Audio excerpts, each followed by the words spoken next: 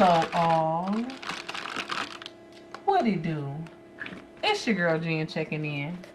You already know what time it is. Welcome to another episode of Time to Talk It Out podcast. I am your slightly thick, extremely colorful bestie, auntie, cousin, friend, sister, girlfriend in your head, whatever you need me to be. I am showing up for you as that in this space, and we are here to talk it out. My very handsome co-host. What up, dog? It's your boy T. He has been getting everything together to make sure that we can have a wonderful show today on this magnificent Monday. Absolutely. It's definitely Monday. I was thrown off. Yeah, my bad. I'm a little late to the party. I just wasn't. Monday kind of. I went to work today, so I was thrown off. It don't feel like Monday, so. What? Talk about thrown off by that, but we just gonna. Yeah. I don't do a little good today, but you know. Cause I was up. I'm like. I have felt good last night. I got some good sleep when I finally did go to sleep, but I wasn't like drained last night. You know what I'm saying? But I know you was feeling. I was So I wanted to let you sleep, and I'm like, you sleeping a little long, her? Are you sure? Yeah, I was KO. He ain't told me nothing. Went to sleep. I'm thinking he's sleeping in, not going to work. Out of there. Without permission. Yeah, so that threw me off, but happy Monday to you guys. Happy Motivational Monday. You know, even though it's the end of a Monday, it's still the beginning of a week. And let's make it a great one. You know what I'm saying? You know.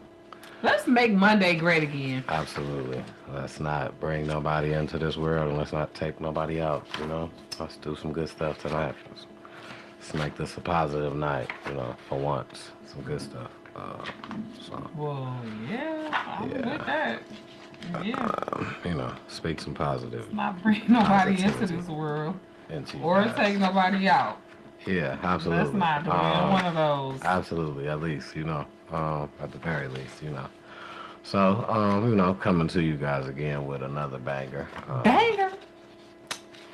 One of the, you know, one of the very best episodes, or one of the very many, because all of them are the best anyway. 29, to be exact, man. We are out here in the world. 29 is where we are. Episode 29. Proud to be here. Thanks to somebody. You guys. Oh, it's not me. Just wanted to let y'all know I'm 27 still. So yeah, thanks to you guys. We're here. See, just letting me know it's 10 o'clock. We was a little early. Oh, yeah, see? Yeah, that's why I was like, oh, better late than never. Right now. I thought you was kind of just warming up. I was like, oh. So, yeah, I was like, Because I'm like, I thought you told me hit record. I'm sorry. No, we was a little early. You know, better early than late, and better late than never. Yeah, absolutely. That's fine, though, you know. So, you know, today coming to you guys with some good, great info. Some stuff not so good, I guess, you know. Man, I mean, it's 2025. It's Detroit. It's not gonna all be peaches and unicorns. Absolutely, Detroit is in great need of a prayer at this moment. We come to report, okay, the real raw rap.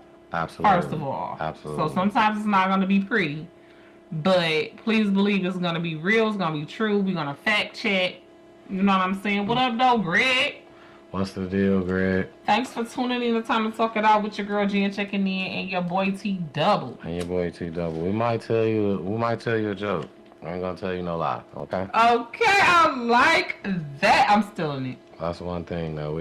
I'm just passing it down. I got it from somewhere else. You know what I'm saying? I'm liable to tell you a joke. I'm funny absolutely. as hell. Yeah. I have come to realize you'll catch a joke quick. I crack me the F up. So I know some of y'all be laughing too. Yeah, you'll catch a joke quick. You know what I'm saying? Might tell you a joke. You know. I ain't gonna tell you no lie though. You know what I'm saying? Period. But y'all know we usually don't start off the show joking. Yeah, absolutely. We usually start off serious. resting in peace to those that we lost this week. You know what I'm Absolutely. saying? Absolutely. Forgive me if somebody specific has escaped me. Because I have been focused on these children that I don't even know. Absolutely. Ain't heard of until. Absolutely. And now they all I can think about. Mm-hmm. My daughter is 15. Yeah. His daughter is 17 and what, 14? 14, yeah, 16, yeah. 16, right. 16-year-olds to this month found not alive in Detroit. One at a cemetery after, being, hanging out with two other individuals who I don't know if one of them was an adult, one of them was a child, but right. Somebody was arrested in that case. Yeah. And then now, yesterday or day before yesterday, Thursday, about 8 o'clock. So it was still light outside. Mm-hmm. That's why the park, Butzel Park in Detroit, was still open. Absolutely. Somebody done unalived a 16-year-old by pew-pewing him in his dome. Yeah, that was it was crazy. At the park, in front of everybody. Bustle, yeah. This is absolutely horrendous, man. You know it's enough to pass around, man. Yeah, absolutely. It was a terrible moment. I definitely heard about that. The 16-year-old kid at the park in front of other parents that was with their kids. It's just terrible. It's just it's a moment that it's unexplainable. Like you got to be there to see it, and just to be there is traumatizing. I'm sure. Yeah, I'm like, I'm straight. No, I really don't got to be there to see it because I can just about imagine from movies and stuff like that, and I don't never want to see nothing like that. I want to pray against that. You know what I'm saying? In my city, in my country, in the world, like I want to pray against violence, especially against children. But I want to pray against violence. Period. Absolutely. You know what I mean? It's really not the answer. Yeah. Cain slay Abel. And I think that was the first act of violence on this planet.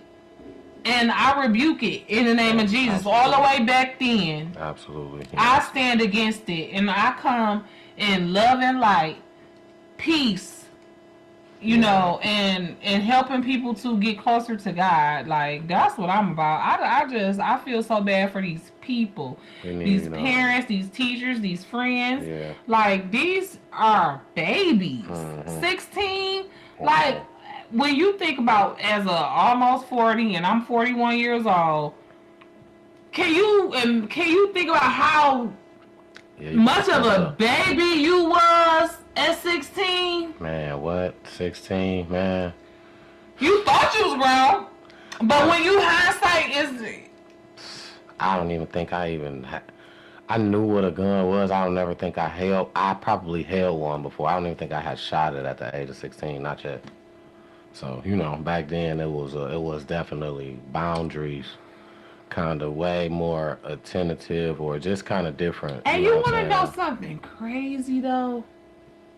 Now that I really think back, I was like 15 the first time I shot a gun, and I was a dang on girl. Shot it out the back door, shot the garage. My first boyfriend ever, his big brother had a shotgun and let me shoot it out the back door. I shot out the back porch. 15 off the back porch. Yeah. 15. So I'm not speaking like I don't know what I'm talking about because I'm just holier than thou and I just think I'm all that. No, I'm speaking from experience on both levels. Yeah. As a teenager and as a parent of a teenager. Absolutely. Who said that buck stopped here. Yeah. You know what I'm saying? Yeah. My daughter was not about to... And not saying that my mama didn't care. She just let me know. My mama taught me better than that. Right. You know what I'm saying? But then she had to go to work. So she wasn't there to see if she was, if she wasn't there to reiterate it. You know what I'm saying? You still sneaked and did it. Because I was so smart in the books, she assumed I was going to be that smart socially. Right.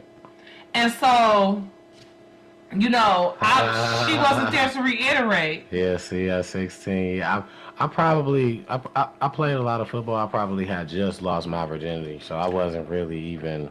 But see, that's how a lot of violence end up happening between teenagers. You know what I'm saying? Because they're not equipped to handle the P word. They're not really equipped to handle the emotional things that come with sex. Yeah. So a lot of these kids that's out here pew-pewing each other, it's about sex that they ain't even got no business having and we don't even know. It's about them getting into it online, Twitter, social media, about girls and girls about guys. You know, trying to impress. And it's just the same stuff that was going on when we was teenagers, but it's on a whole deeper, bigger level now because it's worldwide people now. At first, you only had to impress the people at your school. Yeah. You know what I'm saying? Now you got to impress the whole damn internet. Yeah, because people will embarrass you on social media. You will go on the shell. You know, that cause. You think you going to go viral? You scared you going to go viral? I mean, that also caused kids to go in the corner. That's a form of bullying. That also caused kids to be pent up in the corner. Yeah, absolutely. You know what I'm saying? So, and that's what I'm saying. Like, you scared you gonna go viral with bullying. You know what I'm saying? Like, I don't know, you probably never seen Mean Girls, the movie, where they had the burn book, where they put all of everybody's business in this book. You know what I'm saying? And eventually the book got out. Somebody made copies of the book and sent it around the school. That's basically somebody put somebody, you know, exposing somebody on the internet. It's the same, but Mean Girls was before the internet really exploded like that, so it was a book. It's Facebook now. Yeah, see, with us, it's Instagram now. Yeah, we didn't have a lot of social media growing up, right? Basically. Yeah, it's just a digital book now. That's all it is. It's a digital burn book. Yeah. It's the T app. Yeah. You know what I'm saying? It's easy. That's why everybody got their phone out so fast. It's easy access to, you know what I'm saying, to put you on social media somewhere, to show everybody what you look like or show everybody what you do. He said, oh yeah, it was newspaper. Right, yeah. But exactly. You know, Right On Magazine, Word Up Magazine. You know what I'm saying? The damn tabloids when you at the grocery store with your mama and you stand there and read National Enquirer while y'all waiting in the line. Read the little covers and hurry up and before they tell you gotta sit it down or you gotta buy it. I used to be like, first of all, I'm 8. What are you talking about? You gonna tell my mama, you gotta tell her she gotta put that down or you gonna have to buy it. But anyways, you know what I'm saying? You know, domestic violence. This lady that got unalived at Henry Ford Hospital because her ex-husband don't want to move on. It is 1 billion people on this planet, bro. It's so much, man. And at the end of the day, if you know that you got some type of mental thing going on, seek help. Don't take somebody's life. So much to this story that's crazy that I kind of found out doing my little research. He said with the food stamp book, absolutely, we have food stamp books with the paper. We ain't had a card, you know. And your mama used to give you the one with the dollars in there, so you can go get the snacks. You have or what about, look, I ain't even gonna say this. My mama gonna be like, there you go, talking about me again, so I ain't gonna say about how you used to cash them bitches in for change. Oh, absolutely, yeah, we did that, got change back. We talked about that already. Yeah, absolutely. But doing my research on that case, on the Henry Ford incident. The dude was actually Mario Green, his name. He was actually banned from the hospital because of prior incidents with her. You know, prior altercations with her. I heard he called her new man 20 times and told him he was gonna kill her. And also, he also had it was a restraining order out on him. The first time that's what I'm saying. It was on me now. Yeah, the first time they denied it, but then they came back and they never served him with it. He never got served with it. The judge came back and approved it, but he never got served with it. But he was banned from there for sure. He was banned from the hospital. And he still was able to walk in, let alone with a weapon. So it was just real bad. So see, because the only time they really have a metal detector at the hospital, especially is emergency. Yeah. And I heard he disguised himself as bringing her lunch or something like that. Like, I don't know. But they went to her office in the basement. Yeah, straight to her. Yeah, he wasn't even supposed to be in there, but you know that's crazy. That's just another crazy incident. Come to find out, he had somebody who was helping him, a co-defendant, and a guy. His name is Anthony Lee Lamont Bennett, whatever. Yeah, Barnett, to be exact. And he was helping him with advice, telling him to toss his phone. I don't know if he was helping him with the car, told him to move the car or switch cars or whatnot. But when they found out that the guy was, was helping or whatnot, he also, You going to jail too? yeah, he also got, he's also in Stupid. custody. He's in custody. Like, as well, oh so, my God. yeah. Like, listen. It's just not worth it. Like, I don't understand. Like, I don't see what could have led to this. I hear stories where people say, you never know what she did. Now, first, if they're having these if they have these kind of alignments, I have a PPO out against you. You are banned from my job. Obviously, whatever that she has done, First of all, you never know what like, she did. Really, that just goes to show you people are sick. First of all, people are literally sick.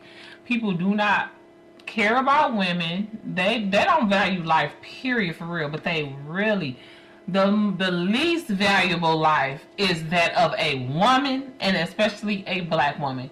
You got kids, you got white men, you got white women, you got black men, and then you got women. Black women. We is the last on the totem pole, okay? People cares absolutely nothing about the life of black women nowadays. And questions like that people was putting online to say, what did she do? Like, are you serious? First of all, she clearly wasn't doing nothing but being at work at that time. I mean, yeah, obviously, yeah, at that time. So, like, what did she do? Did she cheat? Did she take his money? None of that is worth taking her life. Yeah. So I do not care what she did. And anybody who is trying to evaluate and care what she did, that's a huge red flag, and they is probably demonic and a killer themselves. Yeah, so for trying to justify it is crazy. Exactly. Like what? That's what I'm saying. It's like the outcome is just. It's like these Trump supporter type situations. Like, yeah, you know what I'm saying? It's like, oh, January 6th was justified, even though people died and nothing. You know what I'm saying? Like, come on. I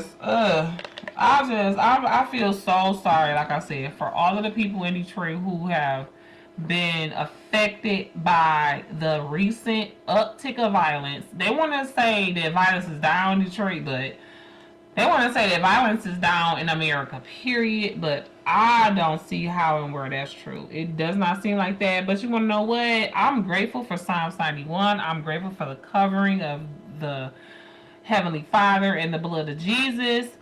And I just stand on that. I got to do better. You know what I'm saying? At testifying about that and of being obedient and showing my appreciation, because people is literally like Psalms 91 say, people is dying over here, left and right, and God keeps me. So I have to keep thanking him and acknowledging it is him. It's nothing else. It ain't luck. It ain't, because I'm a thug. You know what I'm saying?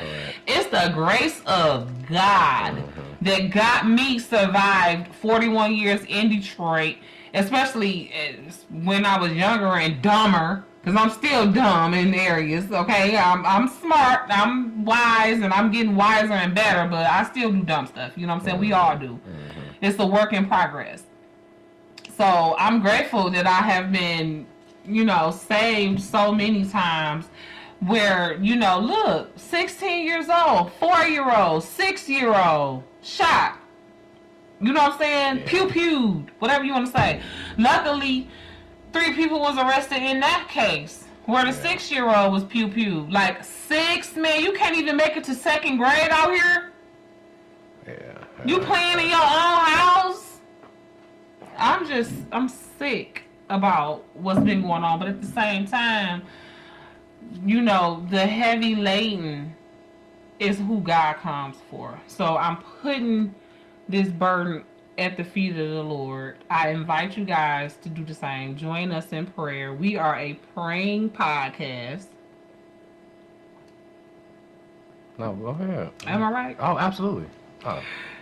And you know, this city of Detroit needs to come together and pray. And I'm sure it's going on all over the country. So, especially black people, we all need to come together and pray for our youth. Now I'm gonna stop talking for a minute. Well, no, I mean, finish up. That's really all I got to say about the violence going on in Detroit. You know, I rebuke it in the name of Jesus, and we need to come together and pray against it and pray for each other. All of us believers, you know, pray that the unbelievers can be touched by God and that they can join us, because the more of us testify and bring unbelievers over to believer, the stronger our prayers will get together. And the more of us can be saved, and the less violence can be going on in each of our cities. Okay. I agree. Yeah, I agree. You know, we just I was just wanted to say we just need more programs like the Detroit 300 and stuff like that. We need more of community programs with people, you know, that look after the community. Just people pitching in, you know, just not just doing it for themselves, just the community all together. You know what I'm saying? Centerline High, yeah, wow. And that's the suburbs. And school just started. That's So. Crazy. So you know what's happening? They've been talking online all summer. Absolutely, this is another social media type of deal. Centerline High, they had a group chat. Yeah, I can believe that could be some social media or something. You know, it's quick, but that's another place that we gotta protect. We gotta protect the schools. We need metal detectors at all schools, at all doors, at all costs. Kids don't go in or out into school unless they go through a metal detector. Unfortunately, that's where we are. That should be one thing that is guaranteed. Because you got 13-year-olds with guns. We don't even have time for nothing like that. 6, 7-year-olds. Yeah, we don't have time for nothing like that. It's already bad enough that, you know, kids are gonna be driving. So, you know, you can't say personally what they can stash in their car, you know. So they got access to go and get it, which is bad because everybody has to go outside, you know what I'm saying, already. So, you know, we got to control what we can, and metal detectors are almost a must to the point where we're putting them outside at events now, you know. So that's the thing, you know, you can't even go to an event without having to go through a metal detector. If it's a huge event, you will be going through a metal detector, even if the event is outside. Yeah, like she said, that's where we live in. So, you know, that's what we made it. My grandma used to say, you make your bed hard, you got to lay in it. And that's exactly what's happening. We're making it a hard bed to lay in, but we the ones that got to lay in it. So, yeah, it's real bad. On top of that, the little Henry Ford little deal, it was another case right before that, a Ford Explorer, where the take started on Linwood and West Grand Boulevard. It was 2 people injured in the incident, 1 unalive, 1 injured. The shooting started on Linwood and West Grand Boulevard. They fled down to the front of the hospital where the other person was unalive, and it was literally right before the shooting inside of the hospital, but it had no connections to, no ties. I was just about to ask you. So, you know, it's just... I mean, are they sure that it wasn't like a distraction or whatever? Yeah, it was no ties to. It's just corruption going on around corruption. That's crazy. Corruption. And we just gotta, you know, we just gotta pray more, stick together more, you know, more activities, community activities, more. Yeah. Shout out to all of the organizations that, like, you know, Detroit 300, New Era Detroit, organizations like Detroit Youth Choir. You know what I'm saying? Like, I'm so proud to be a part of their family. My daughter is a part of their family, and I see the change that he is making in the world, Mr. Anthony White and his beautiful wife. Absolutely. And the whole staff there at Detroit Youth Choir, the kids, the parents. But he is one person, one organization the Detroit 300, they one organization. Yeah, All of these organizations can only help so many people at a time. Like, we have to start at home. It's important that at the very least, we have to be finding these places. Like, I want to find out, because Mr. White was looking for 200 kids. I hope he got 500 that came to audition, because if not, that's a problem. We as parents have to be out here looking for this stuff, because we can't be complaining and saying, oh, it's not out here, and we ain't looking for it. We can't be complaining and saying it's not out here and we're not willing to pay for it. Everything's not going to be free for your kids. Sometimes you're going to have to sacrifice and pay for it. But that's what you got to be willing to do, because we spend and waste more money on bull crap. You know what I'm saying? That's how you keep what you got. Speaking of that, they just opened up a new rec center, I believe, on the east side. Okay, awesome. That was just opened up. Big, huge for the kids, you know. So see, that's the change that we want to see. That's what I'm talking about. I love to hear that. I hadn't heard that. Absolutely. So that's great. Okay, good. And that's what we're talking about. That's what you said. We need more of that. Yeah. Right. Make sure y'all go check them out. Sign up. Sign your kids up. Program in there. Because you might not remember, but you might, because you had kids back then. They was little though. They wouldn't have been old enough to go there. Youthville. I heard of Youthville. Youthville, Detroit. It used to be on Woodward and the Boulevard. Yes. Yeah. When I had custody of my little sister, I had her in that. You know what I'm saying? I was 19. She was 11. I knew then that it was important to have her involved in the after school activity. And I had to pay for that. Absolutely. And that was all the way back then. So when I had my daughter, as soon as my daughter turned 4, I got her involved in ballet. See, it's things like that, that changes, it just changes the dynamics. It used to be a commercial that came on back in the day. You say, do you know where your kids are? Right now, if that commercial came on and, and you really asked yourself that, a lot of parents look and they probably can't say where their kids are because they just know they outside somewhere. Back in the day, you had a radius. You was between this house and that house. Don't cross that. Don't go past that house. Past that house, you better stay in this little radius right here. Especially if it's dark. You better be lucky you outside the threshold of the door. It is dark outside. When I look out there, I better see you, basically. Right, what? Yeah. Ain't no way. Yeah. Ain't no way. And I was not sneaking out. Yeah, right now, I might have had some company sneak in when Mom was organized. True story. But I wasn't sneaking out. I was scared to sneak out. You know what I'm saying? First of all, because I watched the news, I knew what was going on. I wasn't going out there. What I look like? I'm straight. I got everything I need right here. You can either come here and visit me or not. And luckily, I wasn't, at that time, when I was young and no point, I wasn't calling grown men to the house like to catch a predator. Right. Absolutely. Yeah, By the time I was messing around with grown men, I was outside. Now, I ain't gonna act like I wasn't messing around with grown men, because if you know me, you already know. But I wasn't bringing them to my mama's house. Right. You know what I'm saying? So it's just, it's boundaries and things is different in 2025. We got to get more crafty and cunning against the enemy, because the enemy is pulling out all the stops. Yeah, go back to that structured lifestyle. He's pulling out all the stops. Whatever it is, it's just about knowing. As long as you know. And that's why we speaking about the programs. The more programs that they are here for us, that they're here for us, for our children, the more we put them in, the more they can bring around, the more they can keep them around.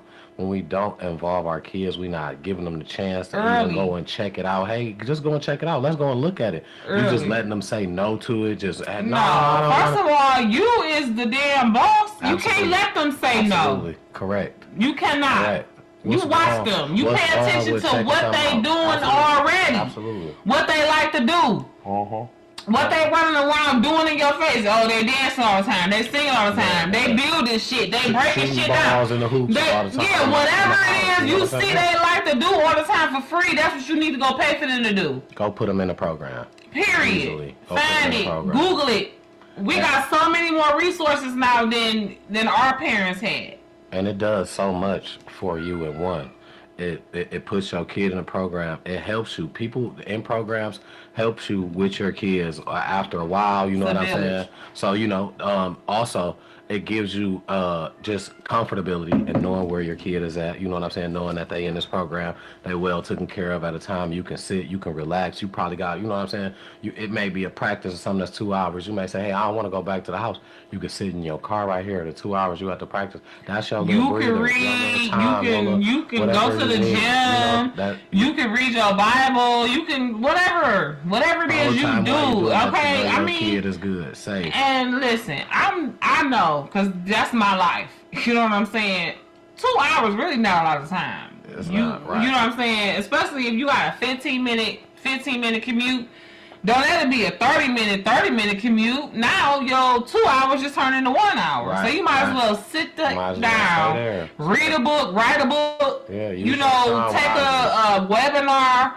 That's a time where you can work on you know what I'm saying, sit in the parking lot at the venue and take a nap, whatever you need to do, but you got to sacrifice and you got to pour this time and energy and money into your kids. Nobody, is going to love on your kids like you will. Now, God forbid you sick, you know what I'm saying, can't show up for your kids the way you want to. We not all perfect. You know what I'm saying? I'm not perfect. I'm Jennifer. Hi, I'm not Jesus. Okay? So I don't walk on this earth in perfection. But what I am is intentional. Especially the older I get. The more I understand that you cannot just go through life on autopilot. Absolutely. You cannot just drift your way through parenthood. You cannot drift your way to success in your career. You can't just drift your way to and through nothing. Absolutely. The way you do that, when you do that, is the way to death. You know what I'm saying? But you got to keep your eyes on the prize, which is the good things, the truth, right? The truth and things that are good and lovely. You keep your eyes on that. Manifesting those things in your life through prayer, through works, through loving on other people. Sometimes you be so lost, you don't know what to do for yourself. Yeah. And that's okay. Because you ain't supposed to all the time. That's where faith comes in. And understanding that when you got faith in the truth, which is that God got your back, you don't have to worry about all that. You give it to God. What you can do, be on the lookout for when God leads you to help somebody else. Because that's where your works is. Faith without works is dead. Your works 9 times out of 10, you ain't even supposed to be working on your own problem. You supposed to work on somebody else's problem. Because God is in the background working on your problem. And you show your faith in that by not even paying no attention. You give it to God and then you let it go. And then you listen to Him for where He sends you. He'll send you to help somebody. He'll send you to help one of these kids that need it. Absolutely. Just because that ain't your kid don't mean you ain't called to them. Absolutely. So many kids are fatherless. You got guys out here with 9, 10, 12 kids, right? Comfortably. Spending time with them as much as they can, taking care of them. I watch Pop the Balloon a lot. You know what I'm saying? Dudes be on there like, I got 8 kids. You know what I'm saying? If you run around out here with no kids, 1 kid, 2 kids, you got space to mentor some kids. If you know for a fact you a positive, God-fearing person that would mean them no harm and nothing but good, it's almost your responsibility. And you got that patience, that patience is a virtue. But yeah, it is. It definitely is. But even if you don't got it though, because God will give it to you if you willing. Because some people don't really got patience, but they willing to pour into kids just because they know nobody poured into them. Yeah, and they're like, shit, fuck it, you annoying, but and you know that especially with football coaches and shit, they be like, look, I seen that when we was watching them little kids right before y'all last game, and that coach. I'm like, I think I asked you. I was like, damn, that's how we talk to the kids? Yeah, that's very true. Like, that, but he was like, yeah, because when they get to high school and college, that's how they're going to talk to them. They're not going to, because I think he said, I'm not going to hold your hand. Yeah. I'm not going to hold your hand. And he was like, yeah. It's a game of life, you know, and that's another reason. But it's in love, though. When it's in love, sometimes tough love, God chastens those that he loves. You know what I'm saying? If you love a kid, you're not gonna just let them do some dumb shit and not tell them and not punish them. Yeah. It's in love though. You ain't torturing them. Again, yeah, absolutely. You showing them that it get worse out here. Yeah, you want them to do this the right way. Absolutely. Yeah. That's the thing. That's so, the thing. I just want us to lead more with positivity. You know, especially in the black community, especially in Detroit. Yeah, absolutely. Especially in Detroit. We just got to come together. That's all. We do. Yeah. And one of the things that I love, and my Detroit obsession for this week, and I hate to say obsession because that's kind of like weird, but like I love it. Cash Grab Detroit. Right. Cash Grab, yeah. Big shout out to Cash. That was right over here. You know that, right? Again. Yeah, he's been over here a few times. We keep missing it, but it's okay. Somebody else got the blessing. But Cash Grab Detroit. Shout out to Cash Grab on Instagram. On Instagram, thank you. What they do is they hide money, and then they like put a video clue on their Instagram. And then you go find it. Right. Now, see, the trick to it is, now, and I'm not mad at how he does it, you have to be subscribed to his page, which I think his subscription... That's new, though, right? No, that's how you see the drop at the time. So you can see it after it's posted.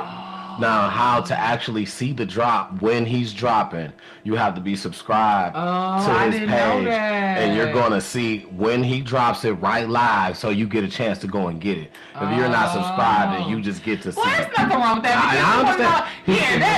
Because that's how he's funding. Because I was wondering to myself, like, you know, and when he first started, he probably had a little stash. He probably won some money or something. Whatever, however he got his first little stash. But he's like, okay, now we gonna do it like this to keep it going. And listen, I'm gonna subscribe. Absolutely. Another thing. How much it cost? I think it's just like $4.99 a month.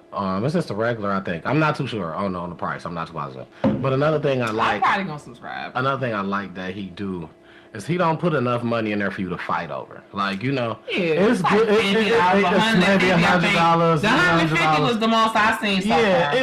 It's a good enough money to run into and to be like, hey, I'll just, you know what I'm saying? I just picked up $50. You run into the right motherfucker, they might just, if y'all both ran into it at the same time, they might give you some of it. You know what I'm saying? That part. But it ain't no money. Ain't no life-changing money. To be like, man, you know what I'm saying? Ain't nobody. I have not seen no violence. It's all in fun when I see it. You know what I'm saying? And I like that about it to the point where. Because my mama was like, how many people be going for this money?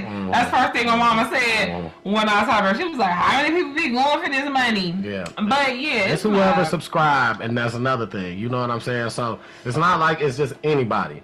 Can't no just anybody see it. See, I didn't know that. See, because I didn't. Look, now I'm fold my arms. You know, but because I didn't. But still, big shout out to him. Shout out to him because that's still. I'm not mad at that. But I'm just saying, I didn't know that. Like I thought I had a chance just being a follower of the page. I didn't know I had to subscribe. Yeah, you got. But that's cool. I don't mind. Like I said, you know, because it's like a lottery. Motherfuckers pay more than $4 on the lottery. Yeah, a day.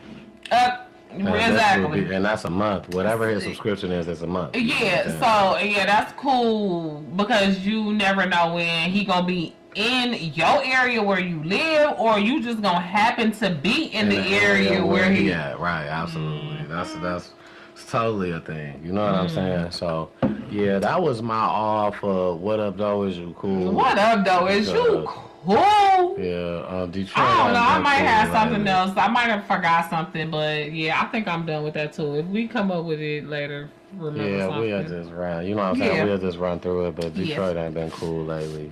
So that's the most part of it. Pray for us, though. Yeah, Detroit need a big prayer right now. You know what I'm saying? So Because we're a good city. I just said that on my video. Detroit is a great city. It really is. And I hate this 7 hate Detroit and then stuff like this happen. And they be like, I can't even. You know what I'm saying? Because I remember Detroit being a decent city. The thing is, you can't run from the inevitable. What's going to happen is going to happen. Is my thing. God, like Red. I don't think Red had passed. I'm sorry to cut you off. No, go ahead. Because when you said you can't run from the inevitable, that's what made me think about that. Because remember, I told you it was like some Final Destination stuff where he had almost got killed or he had almost got unalived in like November 2024 or something like that, and rehabilitated, had to learn how to walk again. Like people was praying for him, like they was not sure if he was gonna make it after he first had got hit. And then he had to learn how to walk again and all this. And he came all the way back. I mean, he was back at the parties, everything. You know what I'm saying? Yeah. Like, it was like nothing had ever happened to him. Yeah. And then for his own out the same coochie brother to unalive him? Yeah, no, that's a wicked one. It's me and my family, we can get into it, but it's a few things that just won't never happen. I just feel like that I can say that I know won't never happen for me, and I'll say I'm not the same with them. You know what I'm saying? But you'll never know somebody else. But I just in my mind. But see, here's the thing. This would never happen. But see, here's the thing too, and I agree with that. I definitely feel that way about mine. You know what I'm saying? Like my siblings especially is dang near like my kids, both of them. You know what I'm saying? So I mean, but the problem be when. Because I'm pretty sure there was alcohol involved in this situation. I'm sure. You know what I'm saying? And so it's like a spirit. Mm-hmm. It's a spirit. And the enemy hate family. I mean, yeah. Oh. Cain slayed who? His brother. Yeah. The first act of violence on this earth was between brothers, man. Yeah. You got to be so intentionally loving and patient and kind and slow to anger with your brother as a man, because the enemy, that's the first way he's trying. You know what I'm saying? Yeah. And when you're a believer in Christ, that's your first brotherhood. You know what I mean? Mm-hmm. That's I don't say that's your first brotherhood, but that's another brotherhood. And it's one of the most important. Your familial biological brotherhood, of course, is first, because some people don't even get introduced to Christianity or to Christ or to the Bible. You know what I'm saying? Right. But you get introduced to your brother. You know what I mean? Right. So, but especially once you become a believer, you got to know how important your siblings are. Oh, yeah. You know what I mean? And your family unit, and how that's one of the first targets that the enemy go for. So I'm just in constant prayer. I think I spoke about this on the last, I did. My friend Londa's sister, you know what I'm saying, passed away. She wasn't unalived or nothing like that. She had a cancer and ended up having a cardiac arrest situation. But just losing your siblings, that mom losing 2 of her sons, one to violence and one to jail. Now he gotta go to jail. You know what I'm saying? My friend, their mom passed away when we was 17, so that's all they had was each other.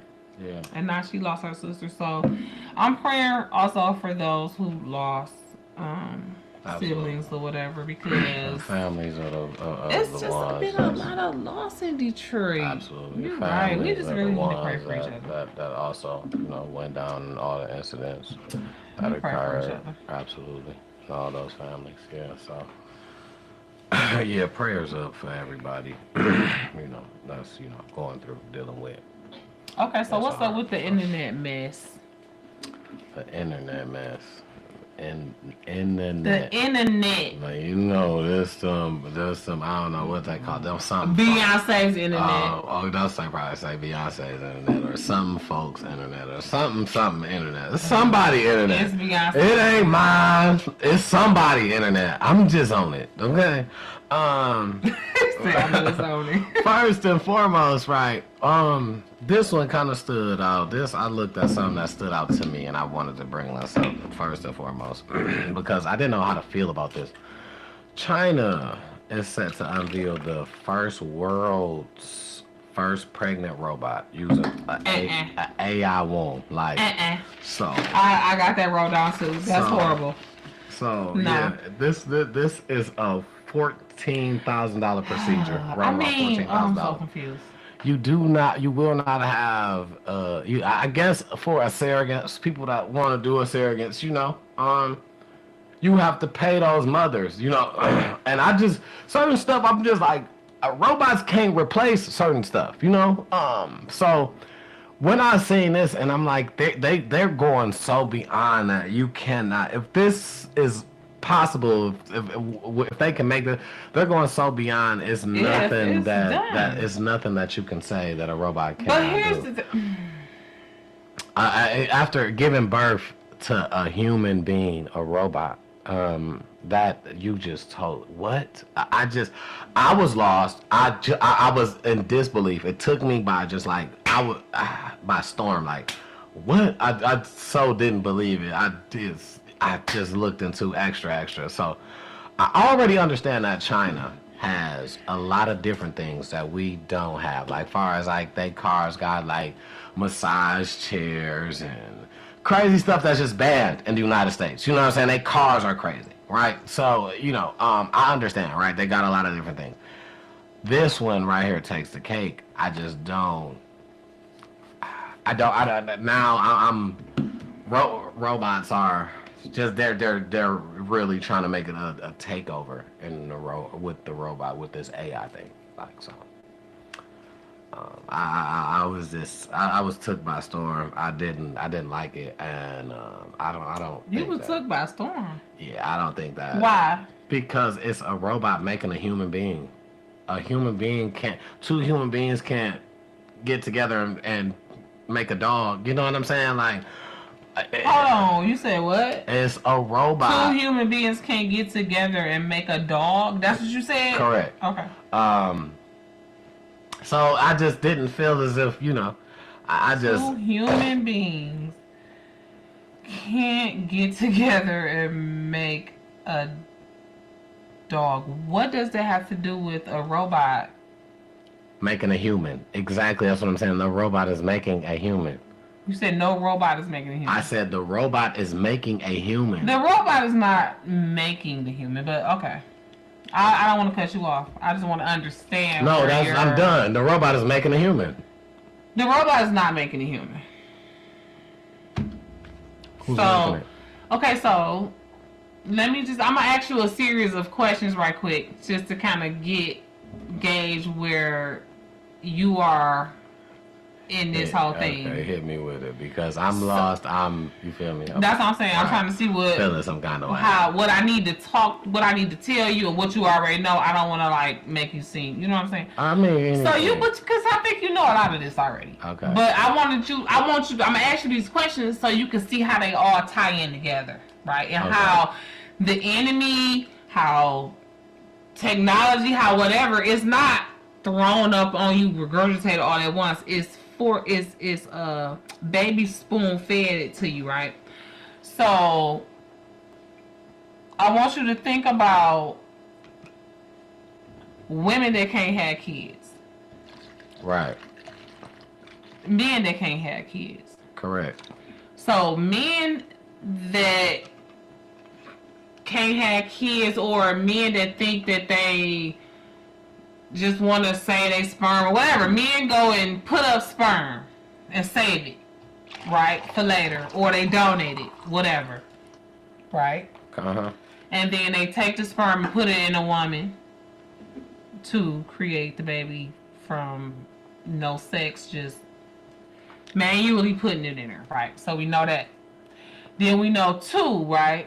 When the woman can't do it, they'll take the sperm and put it in another woman. Okay, right. So that's two ways, right?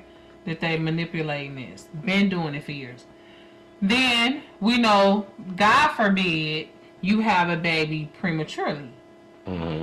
They put the baby in an incubator. Yeah, absolutely. Which is essentially a robot. Don't have a head, don't have arms. It's not walking around, but it's a machine that is incubating the baby, which is all a uterus does. A uterus is an incubator. An incubator is an artificial uterus. Before, you couldn't put the baby in there until it had gotten to a certain age. If the baby came out before it was like 5, 6 months, 3, 4 months, I don't know exactly. But the baby had to reach a certain age before you could put it in the incubator, right? So we know we went there. We got IVF that's helping people that can't make eggs. Helping guys that can't make sperm. So we know we can do that. You can make somebody have twins if they wanted twins. Absolutely. Right? So we can do, all you gotta do is put it all together. Put all those technologies, all those breakthroughs in science, whatever you want to call it, right? And put it in the machine.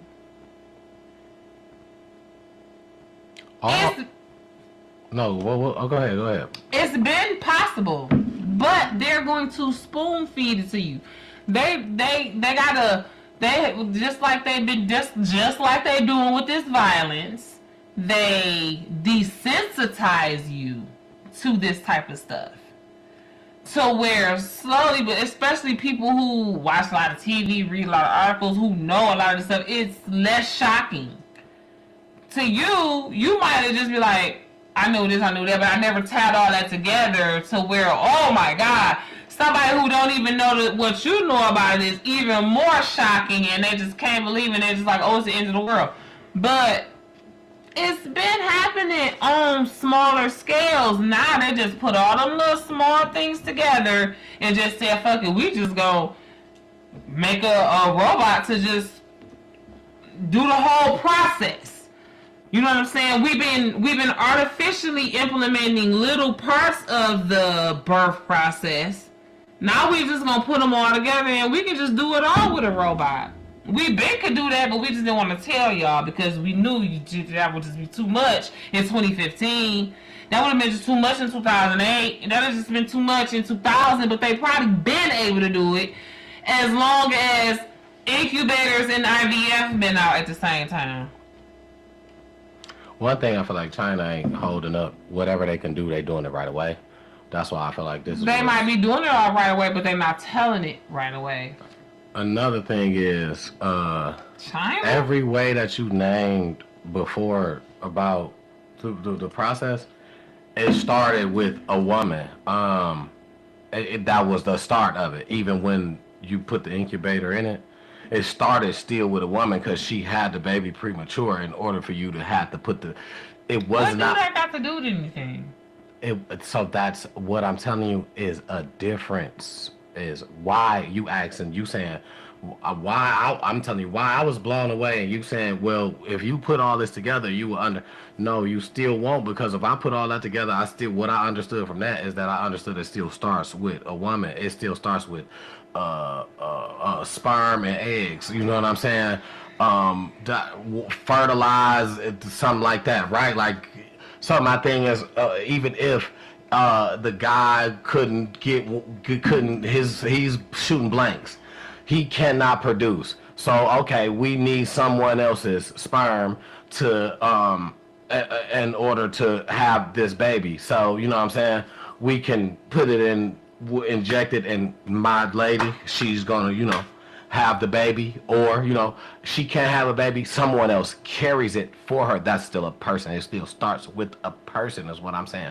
To start with a robot, I feel like you have to have that means you not only have to have the male, but you also have to have the female. You have to inject, you have to put these two in a space where they can combine to grow. Because what else are you doing in this robot if you got this man come to you with sperm? I'm gonna put your sperm in this robot and it's gonna make a baby. That don't make sense. It take two people. I never said that. Right? So that's why I'm saying I was blown, because I'm like, I've never seen. They never said that. It's the same way as you can take my egg and your sperm and put it in a whole nother woman and make a baby. You know that, right? You don't, but you don't need that. All you need is sperm, because she got her own egg, right? No, but I don't want her motherfucking egg. I want the baby to look like me. Nobody don't want that. People not paying for that unless they just literally don't got no eggs. But women who have an egg but their uterus don't work, this is what we talking about. And this is what I'm talking about. You gotta know what you're talking about. The incubator, the robot, ain't doing nothing but mimicking the uterus. So it's doing it without the female. Yes, only thing it's gotta have is the egg from the female. That's what I was saying. But this is what I'm saying. You saying when you use a human surrogate, right? This is what I'm telling you. When you use a human surrogate, you can take my egg. It don't have to be her egg. It could be my egg and your sperm, and we could put that fertilized egg. They'll fertilize it in the petri dish. And once it's fertilized, then they put it in her. And when the baby come out, it's gonna look like me and you. It's not gonna look shit like her. It don't got shit to do with her. But you still had to put your. That's what they gotta do with the robot too, though. I'm saying, they gotta do that with the robot too. That's what. They gotta do that with the robot too. It's gotta be a human egg and sperm. But that's what I'm telling you. That's what I'm saying. But this is what I'm saying. They've been doing that when they did what I just said. They put it all together. In a person. But this is what I'm trying to tell you. They put it all together. All of the three technologies, they put them together. My egg and your sperm, taking that together and put it in a woman. And then the incubator for where if we just had a baby regular and the baby came out early and you put it in the incubator to finish cooking the baby. They put all them three things together, and now you just cook the baby from start. From when you put the egg and the sperm together in a petri dish, you don't need no surrogate no more. You could just buy the robot to be the surrogate, like the incubator. Now you can incubate a baby for longer. You don't have to wait for the baby to get to be 5 or 6 months for it to survive outside the womb. They have made it to where the baby can survive outside the womb from conception in a robot. That's all they did. Understood. You get what I'm saying? I understand. And so this is what I'm saying.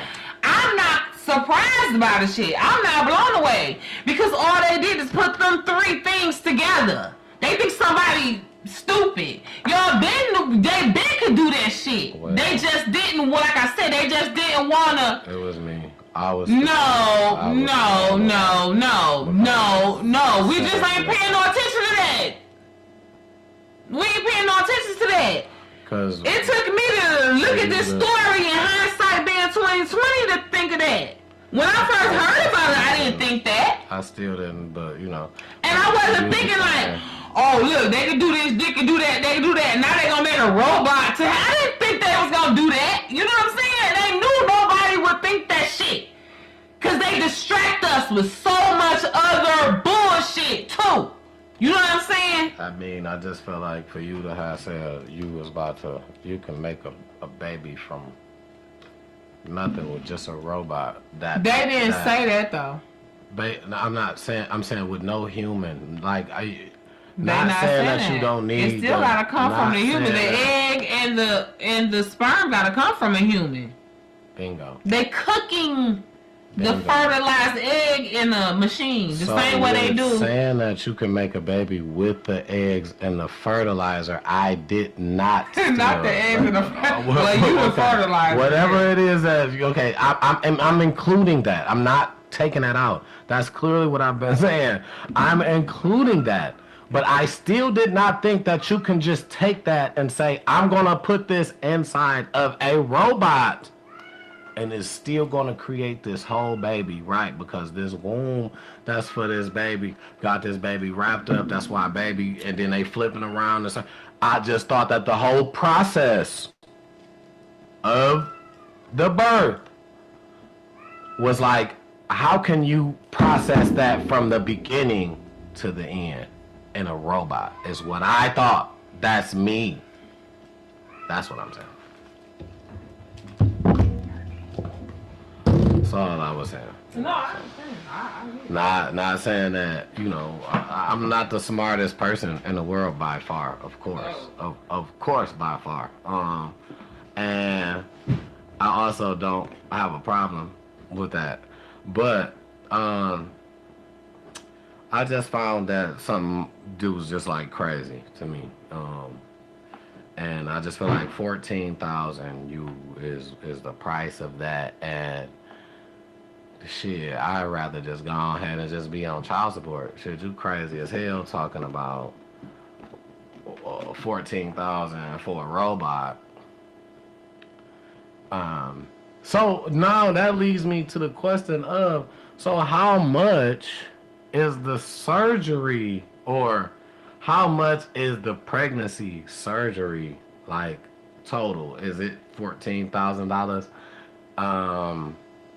That niggas paying child support? Because I'm sure that's not what niggas pay. Niggas don't pay $14,000 in child support. So, within having this surgery, because you pay child support, I thought to the, of course, the medical and shit like that, like the insurance and shit like that, but I thought majority of it was the surgery. I didn't, and if it's only 14,000, I feel like that's not that's where the game begins. Like, now, people probably gonna do it in that case, you know. I ain't gotta pay no child support to this robot. You know what I'm saying? Shit, I pay this 14,000. I get my baby. This what I come down here. You know what I'm saying? I'll pay no child support to this robot. I'm not shit, finna like, pay him. You already done paid the child support, I guess, in the 14,000. So that's what I'm and wondering. And then you gotta take the kid. That's what I'm wondering. How much is child support? But a lot of times, these is married couples that can't have kids and that want to have kids, and they paying. This is not. No, that's people. cool. That's cool, right? Like, but then that made me think. So how much is child support then? Because if you only gonna charge me 14,000 for you to incubate this baby for me and this robot, 14,000. I walk away with this baby. Of course, I'm gonna pay for the insurance and shit like that. But so is that how much the pregnancy surgery is? 14,000. That's what I'm asking. I just want to know. That's not child support. Right, that's the surgery that's included in the child support. Because you're paying for that as well. Are you not paying for the surgery? First of all, these is married people. They don't pay child support. If you getting a robot baby, you ain't got to be married. Yes, you do. You should. It don't say that. That's not what it said. That wasn't the qualifications. It didn't say no qualifications that you had to be married to get a robot baby. So in order to get a robot baby, I pay $14,000. That's what it said. I pay $14,000. I get a robot baby, right? So I'm not saying that that's the end of child support, right? Because child support comes with Medicaid, all that shit, insurance, right? I'm saying, is that how much the surgery costs? Because that's included in the child support. Is the surgery not included? So that's what I'm saying. Is it $14K for the surgery of birth? That's what I'm asking. I don't know. Oh, okay. That's what I was trying to figure out. Because then that would be, I feel like then that would be the deal breaker in between. Because if it's cheaper to do it with the robot, not to actually do it, but to have this birth, or, you know what I'm saying, have this baby with this robot, opposed to having this baby with a human being. Of course people probably gonna be like, yeah, you know what I'm saying? Yeah, cause I feel like that's gonna make the difference. How is paying for the birth of the child support? That don't have shit to do with the 18 years of taking care of the child. Because obviously people take advantage of the child support. They want the money up when it's up, and then when it's down, they want it up as much as they can get. But when it's up, they want it up. Child support obviously ranges on how much money you make. It obviously has to do with any. So it don't range and it don't range in what the kid needs. There is no this is the standard. That's not set. There is no this is the standard amount to pay that get a kid from this point to this point. It's no standard. What you're saying is it goes up depending on who the person is. It goes up or down. It goes up on what you make. On who the person is. It should. That's what I'm saying, on who the person is. It's not supposed to go up, so you mean to tell me somebody that make $1 million and somebody that make $20 an hour is supposed to pay the same amount of child support? If it costs the same, why not? You pay the same price for the same everything else. If it costs that. All right. The same person that make $20 an hour and the same person that make $1 million, they go and get them same surgeries, don't they? They not paying. We're talking about support. I'm saying period in general. Ain't no period in general. We're talking about supporting the child after the child is born. We're not talking about having the child. When you talk about child support, you're talking about the 18 years after the birth, not the $14,000 that it costs to have it. It changes.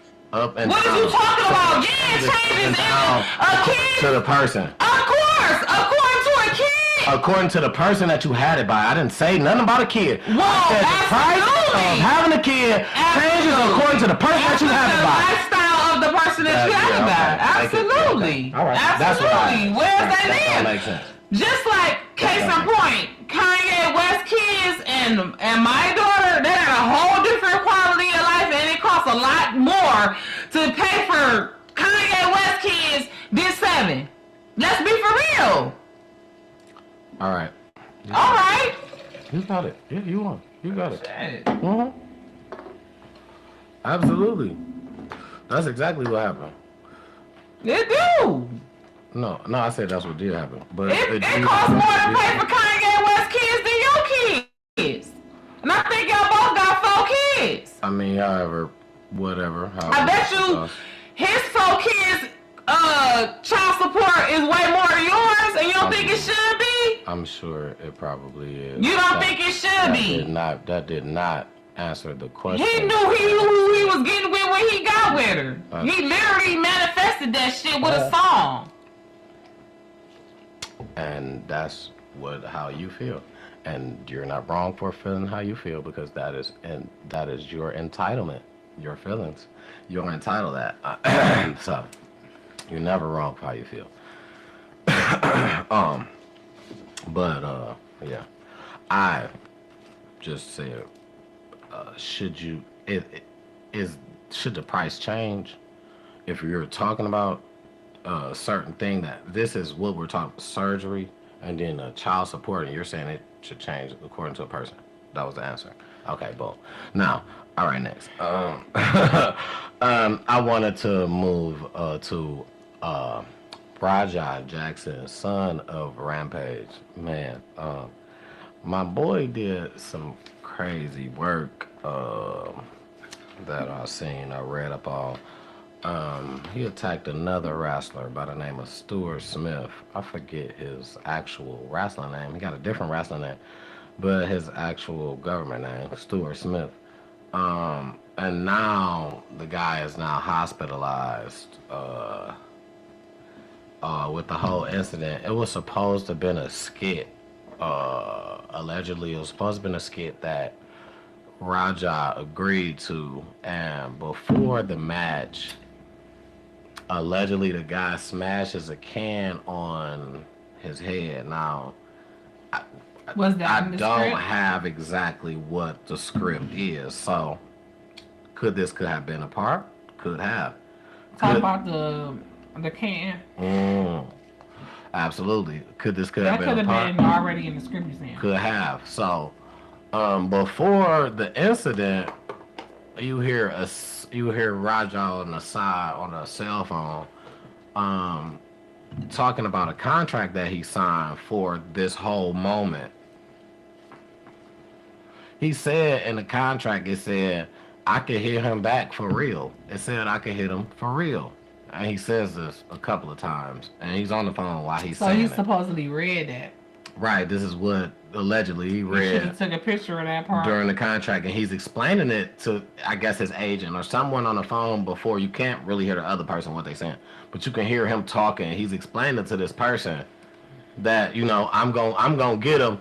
And he gonna see, and it say I gave him for real. He like, no, that's what it said. He made sure that he knew that that's what it said. That's what he thought. Anyway. So he gets in and he does the little act or whatever. He slams the dude real hard, boom. You know what I'm saying? Head against the mat, and then he starts punching him continuously. And basically, the dude he loses conscience, and he immediately needed to be hospitalized. Now, his dad, Rampage Jackson, Raja Jackson's dad, he spoke on the whole incident where he was live, actually doing some whole streaming thing on his own when he actually got the news. And at first he didn't. He like, man, no. He like, no, that's just what they do. But his dad also said he shouldn't have been doing anything like that because he just previously had a concussion a few days prior. Who? His son Raja did? had previously just had a concussion. Okay, so pause. Right quick. Remember your next statement, but I need to ask this before I forget. Mm-hmm. Isn't it true that when you are experiencing a concussion, you are violent? You have like, you know what I'm saying? Yeah, you can. Yeah, that's possible. Yeah, I think I've heard that before. I think I did too. So, I mean, you know, they got a good enough lawyer. But I mean, he sat back and agreed to it though. Sat back and agreed to what? If he's sitting back, he signed a contract on it. That's a whole nother thing that that should be null and void. Right. If he had a concussion, he was not able to sign a contract in his right mind for real. Yeah. So, especially a few days ago. Anything that happened after the concussion is null and void. Yeah, that's not that. The contract signing, the whooping of his. Yeah, no, that's very And you know, listen here. I don't know these people, and I'm sorry. Did you have something? No. Go ahead. Because I know what I'm gonna say. I don't know these people, but you know what I'm saying. He was doing this. You know what I'm saying. He probably underestimated this young black man, and he ended up looking up at the sky. Yeah, they wasn't even in the same field. Raja is not a wrestler. He's already an MMA fighter. You know what I'm saying? So he fights with bare hands. That's how he fight for real. Okay, I'm sorry.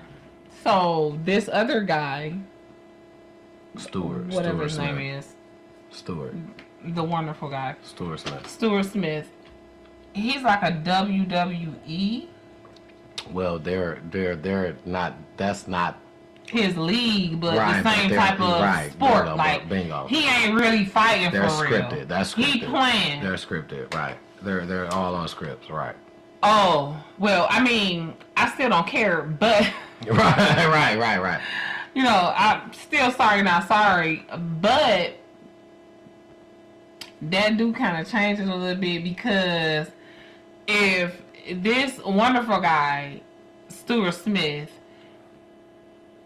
if he been used to playing, and then but like I said, I still don't care. And the reason I say that is because you knew this when you was talking smack. Yeah, I mean, I understand. Yeah, when you was talking smack, you knew he was a real MMA fighter with a real MMA fighter for a daddy that's been training him probably his whole life.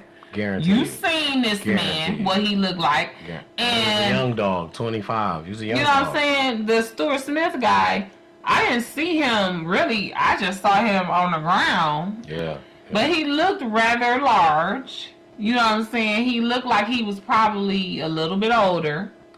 and he looked like he was probably significantly slower. So if you sat up here and ran your mouth to this young buck because you thought you had some type of protections in place that he found the loophole on. Yeah. Because he went looking for it. Because you got the Yeah. That's on you. You should have read the fine print before you got to run in your mouth, sir. He obviously had a point to prove as well because he got a whole video afterwards. And what happened to him? That's the I don't know. I hope that it's not no jail time or like no assault. I hope it's not no charges pressed or nothing like that. Because I hope the contract stipulates all of that, but.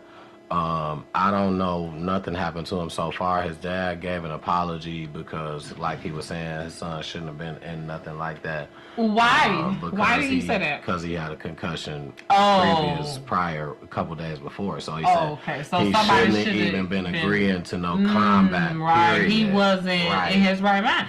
And if he got doctors, if he got a receipt, if he got a doctor's note saying that he had it's a wrap. Obviously he do. Because his dad knows. Like I said, his dad was going live at the time. Yeah. His live was interrupted when they told him, but he tried to just brush it off. Like, man, nah, that's just a skit. That's what he do. And then when they actually showed him the video, he looked at the video and he stopped his live. Like he cut it off immediately. Like, whoa, you know what I'm saying? Like, obviously called him or whatnot. Yeah. And also, Raja had a video after the incident where he was outside and he was kind of somebody else was recording because they do this thing where he goes live on Kick. That's another stream. That's for other streamers or whatever, So you heavily in the streaming, they go live on this little Kick app, and whoever was his recorder was recording him.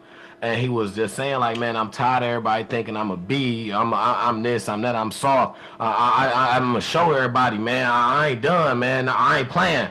And as he was walking off, somebody came out from the inside. Like, his face was painted. You can tell, like, you know what I'm saying? It was in the middle of. They just caught him just like he want to come out and say. He was saying something to him, and he like, what? And the dude like, man, come on, Raja, let's go. Come on. He started grabbing him by his shirt. Like, he got his shirt all twisted up. He like, man, come on, let's go. The person whose face was painted. The person who was recording him was like, come on, man, let's just go. Like, but the person whose face was painted was trying to say something to him. And he like, man, what? You know what I'm saying? They no, what I'm saying, he grabbed up the person whose face was painted. No, his homeboy grabbed him up to take him back to the car, like, bro, let's go. Like, we need to leave. Like, but he was recording. Yeah, he like, we need to go. Like, you don't need to get into it. Nobody else. Like, let's go. He even got to grabbing, got to grabbing him up. Like, let's go. Like, his pops apologized for the whole incident or whatnot. But his pops, I feel like from the beginning knew that he was like the troubled kid out of all his kids because. He got a lot of kids. He got a couple of sons. They got him where he said he had a statement where he said he had some bail money put up for Raja, but you know what I'm saying, he got some college money put up for his other kids and stuff like that. And see, you know what? No, last week the message that Holy Spirit taught me through my job was being very mindful of the words that I speak over my child. Manifestation, yeah.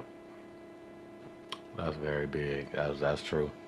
We say stuff just because we think it's funny, we think it's cute, we think it's venting our feelings, but we got to repent for a lot of the stuff that we done said to and about our kids and come out of agreement with that. Like that. Yeah, he said that. He said that on the interview. That's what I'm saying. So it was repeated over and over and over. People was coming into agreement with it. He needs to blame himself. He said that shit on the interview. He should blame himself for everything that's going on. Anytime his son have to need bail money, it's because you spoke that over his life.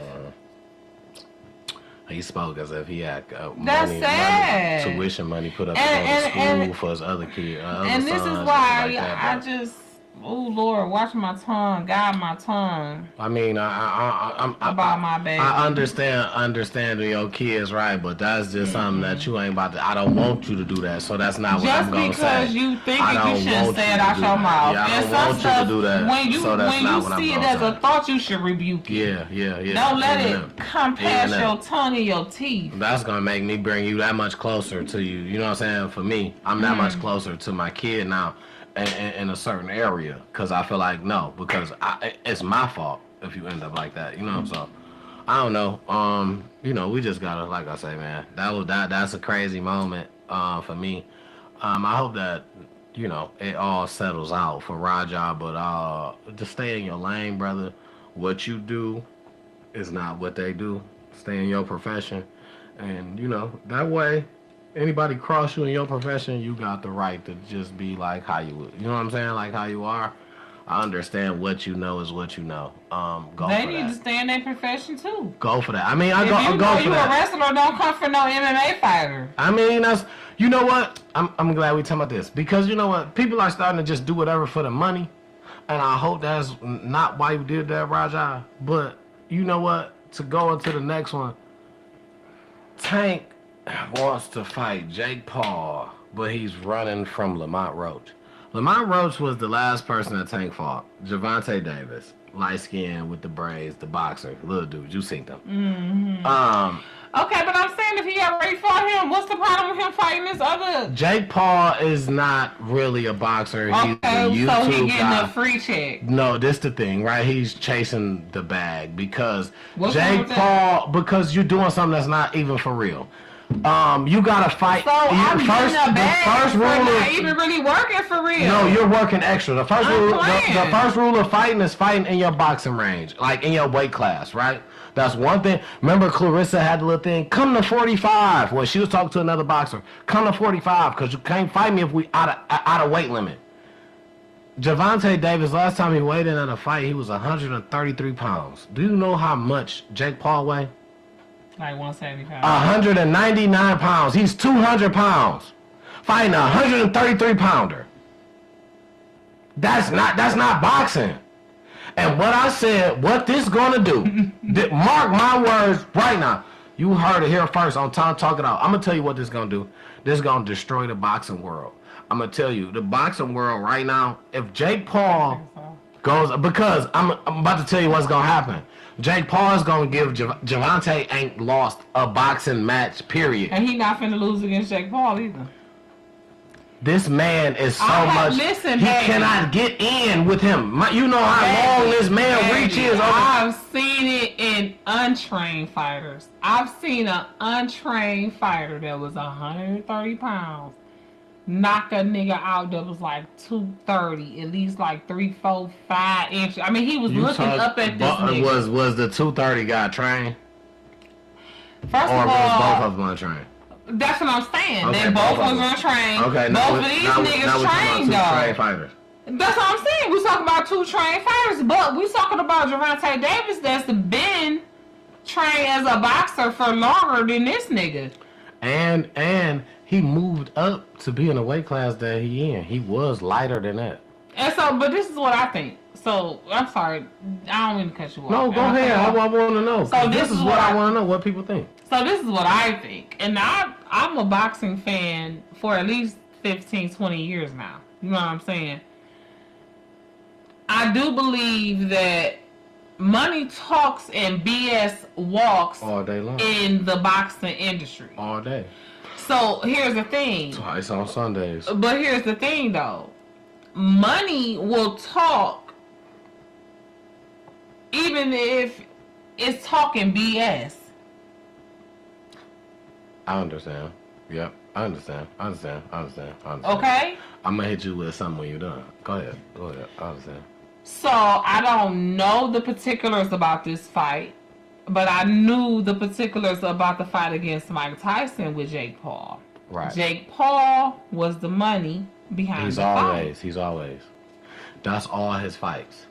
He's the prize. That's all his fights, right? So what are we even talking? So the thing is this. Everybody wants to see Gervonta Davis to fight Lamont Roach. You know why? Because Lamont Roach almost beat him. Lamont Roach gave him the best fight he ever had. I don't give a fuck. So you know how big the purse gonna be? And it says it haven't gotten to where he wanted. Listen. Okay, maybe he is. And I'm gonna tell you why I think so afterwards. Go ahead. Maybe he is. Okay, because he can do that. He got the crown. He got the belt. Why should I run to give it to you or to offer it to you or to... I got it right now. I'm holding on to it for as long as I can. For as Boxing big... don't work like that. Well, listen, whatever. You can't keep holding on the belt and not take title. They'll take the belt from you. You can get stripped from the belt. Take it then. If you ain't offering me the amount of money I want for me to have to fight for it, if you take it from me, everybody know you just took it from me. I didn't lose it. Nigga didn't whoop my ass for it, so I don't care. Take it. But the thing is, you can't say they wasn't offering you because I can say they wasn't offering me what I want. Even when you the champ, you gonna get it's gonna be like you kind of get to pick, right? Because motherfuckers are contending to be, right? You kind of get to pick, and then also before you pick, for real, it's a build up. It's gonna be, that's what people want to see. I don't give a fuck. No, that's like my meat. I'm telling you. Once the build up comes, they looking at, you know what I'm saying, what you looking at as far as a purse. You got agents and shit, they talking to you as far as a purse. They talking to you. If niggas don't want to fight for his money, they turn it down. That's cool. Nobody complain about that. And the thing be this, because it's been people like that. What happens is, your team and they team, they keep talking because the people want this fight so bad that even if they raise the promotions to say, all right, we want it on pay-per-view, we want it on this, we want it on that, because we want more money. All right, we're going to do that. Okay, now if we can do that, it's an agreement. Everybody's coming to an agreement. What I'm saying is dog about to fuck the game up. Okay. And this is why. Because of this moment specifically, right? If the people want to see two people fight, like, oh, dog, he a young buck, he been boxing good, he been coming up, and this nigga the champ, he been doing his thing. Prime example, Lamont Roach, and then you got Gervonta Davis. Gervonta Davis is a champ, Lamont Roach, he been a competitor, he been doing this thing. People want to see you fight.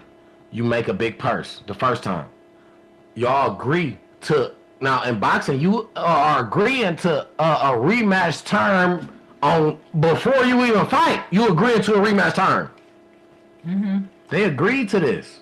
Both parties. Who? Jake Paul and Lamont Roach and Tank. Gervonta Tank Davis. They agreed to this. They just haven't agreed to win. Bingo. You don't know the date. So how this work is, dog lost. So Lamont Roach lost. Gervonta Davis, he won. You know what I'm saying? What's gonna happen is he's not gonna be your next fight. It's other contenders coming up. It's other people that, you know what I'm saying? But the thing is, okay, to bring that back, that's gonna be a big purse. That's a fatter purse than what you got the first time. I'm gonna tell you why I think he's running. His name already been in the news for DV with his baby mama, girlfriend, whoever he's with right now. DV. Mm-hmm. He's been in the news. He's been locked up. And his name got took off of the card that he was on. He was supposed to be boxing somebody coming up. His name got took off because of the trouble that he got into. When his name got took off of that card, you hear about him about to fight Jake Paul. Now, chasing money, yes, I'm not mad at that. Yes, I agree with that, chasing money, yes. But I also remember a time he said he had so much money put up from all his fights, you know what I'm saying, that he could. You don't need no money right now at this very moment.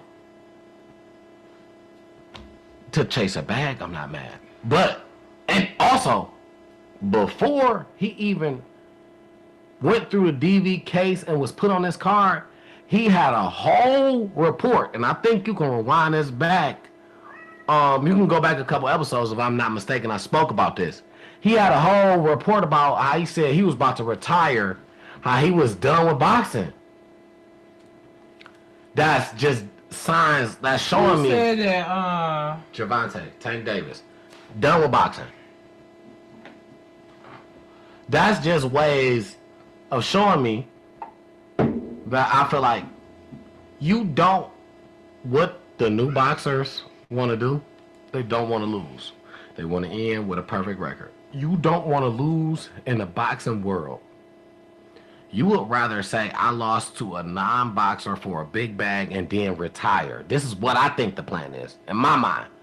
I lost to a non-boxer, big bag, I retired and did something else. But I don't think he knows nothing else but boxing, and I'm not trying to knock him. I love Gervonta Davis. You wanna know what my plan is? What I think his plan is? What? Tell me. So first, I gotta ask you a couple of questions because I don't know everything about this. So I need to ask some stuff. So if he fight or when, because this is already set in stone that he gonna fight. That's in stone. What's his name? Jake Okay, Paul. Right. So when he fight Jake Paul, does it in any way officially affect his record as a real boxer? Absolutely. He gonna get in the ring. There's gonna be referees. That shit official. They paying for that. Yes, absolutely. Jake Paul got a boxing record, and he's not a fucking boxer. Well, he's a YouTube boxer. He was trained to box, but he didn't come up like how niggas did through the Olympics and shit like that. He was a YouTube nigga that boxed. So let me ask you this though. I'm just asking because I want us to. But I'm saying, yeah, that's gonna go against his record. Yeah. Is this an exhibition fight? Yeah. It wouldn't be for no. An exhibition fight don't go against your official record. Let's make sure, because I looked that up when it was. Mike Tyson. Yes. Mike Tyson is not a boxer anymore. So he. Let me just. Okay. Google. While this. you do that, let me run to the men's room.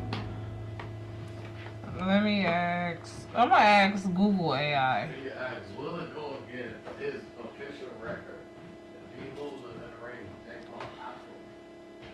If Gervonta Davis loses to Jake Paul, will that negatively affect his official boxing record? Question. Whether a potential loss for Gervonta Davis to Jake Paul would affect his official boxing record depends entirely on whether the fight is sanctioned as a professional bout or as an exhibition match. That's what I'm trying to find out. If sanctioned as a professional fight, okay, so is it an exhibition match? So that's what I'm saying. If it's an exhibition match, no, a loss would not count toward his official professional record, nor would it count towards Paul's record. Exhibition fights are generally for entertainment and do not affect a boxer's career statistics.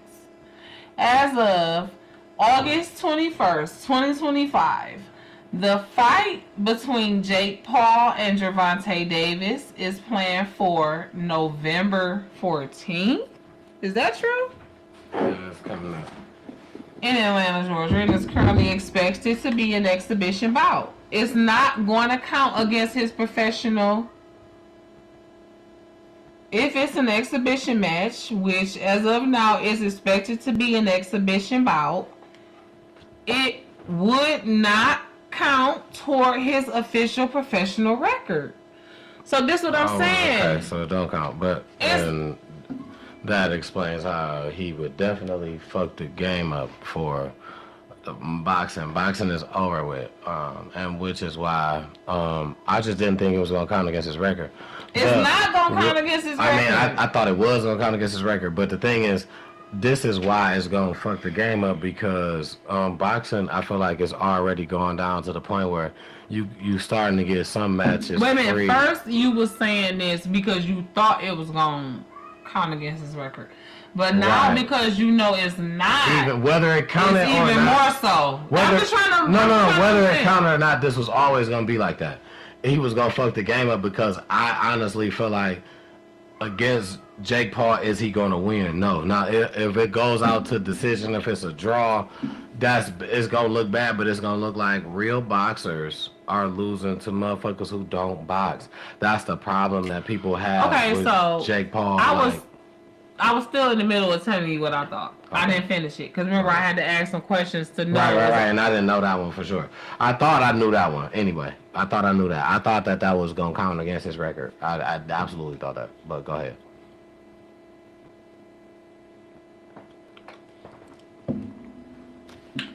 So what I think is happening is they all going for a bag. Yes.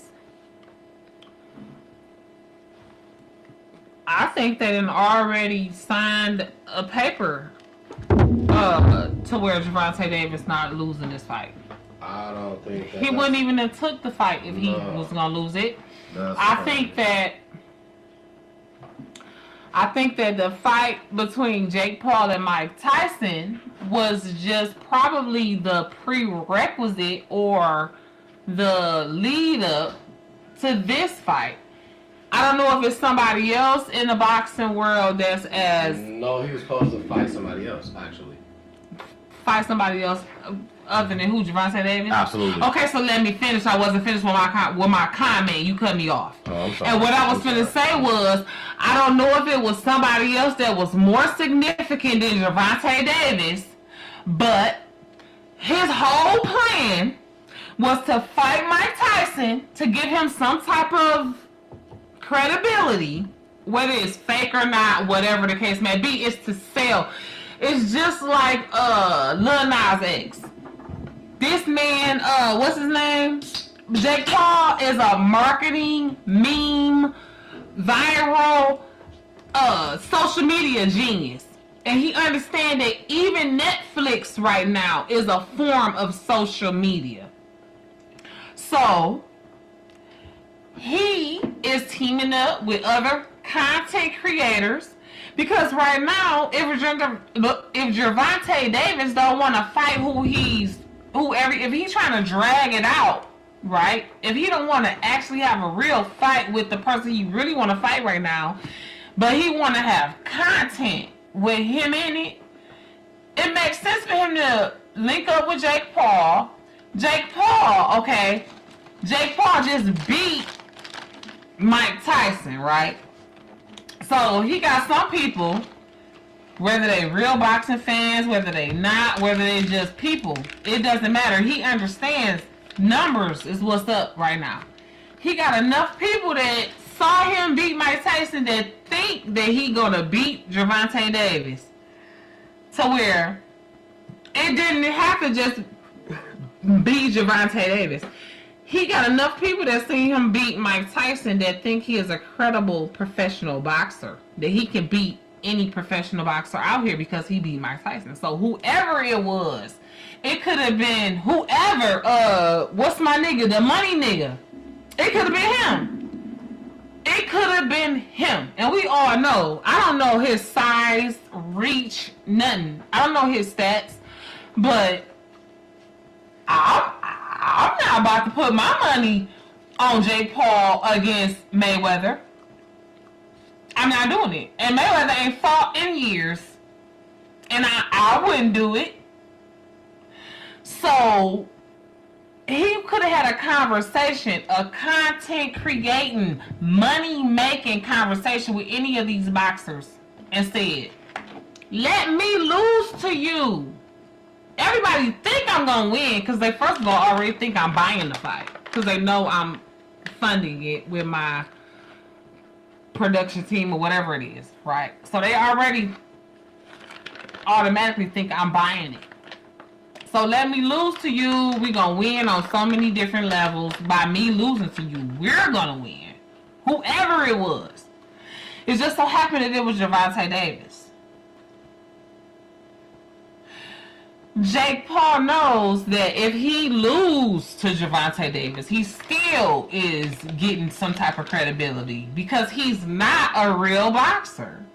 So just the fact that he lasts a whole round, a whole fight, if he don't get knocked out by Gervonta Davis, he gonna get some type of credibility to be able to pull money on some other fights. It's a win-win for everybody. It's an exhibition fight.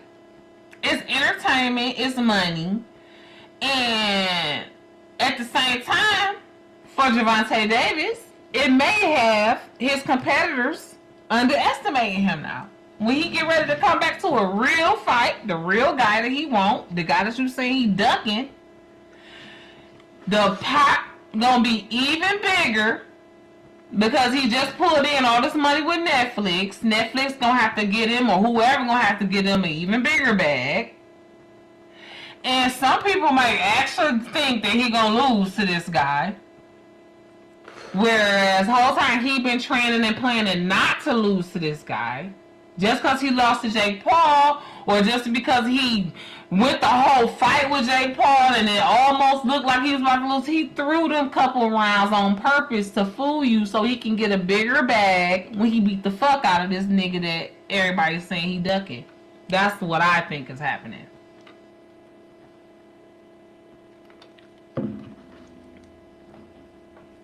Now, okay. I had to make sure it was my turn.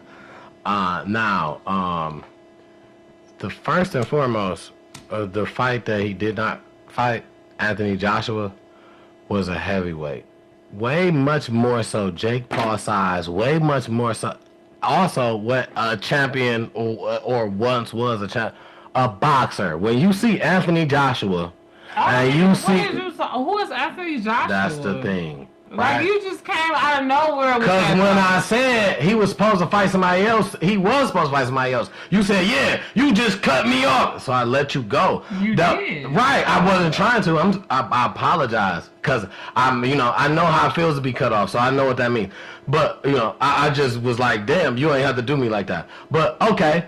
My thing is, Anthony Joshua is more so a person that you would be like, yeah, I would pay to see him fight him because I know right then if he beat Dog, he boxing. He boxing for real.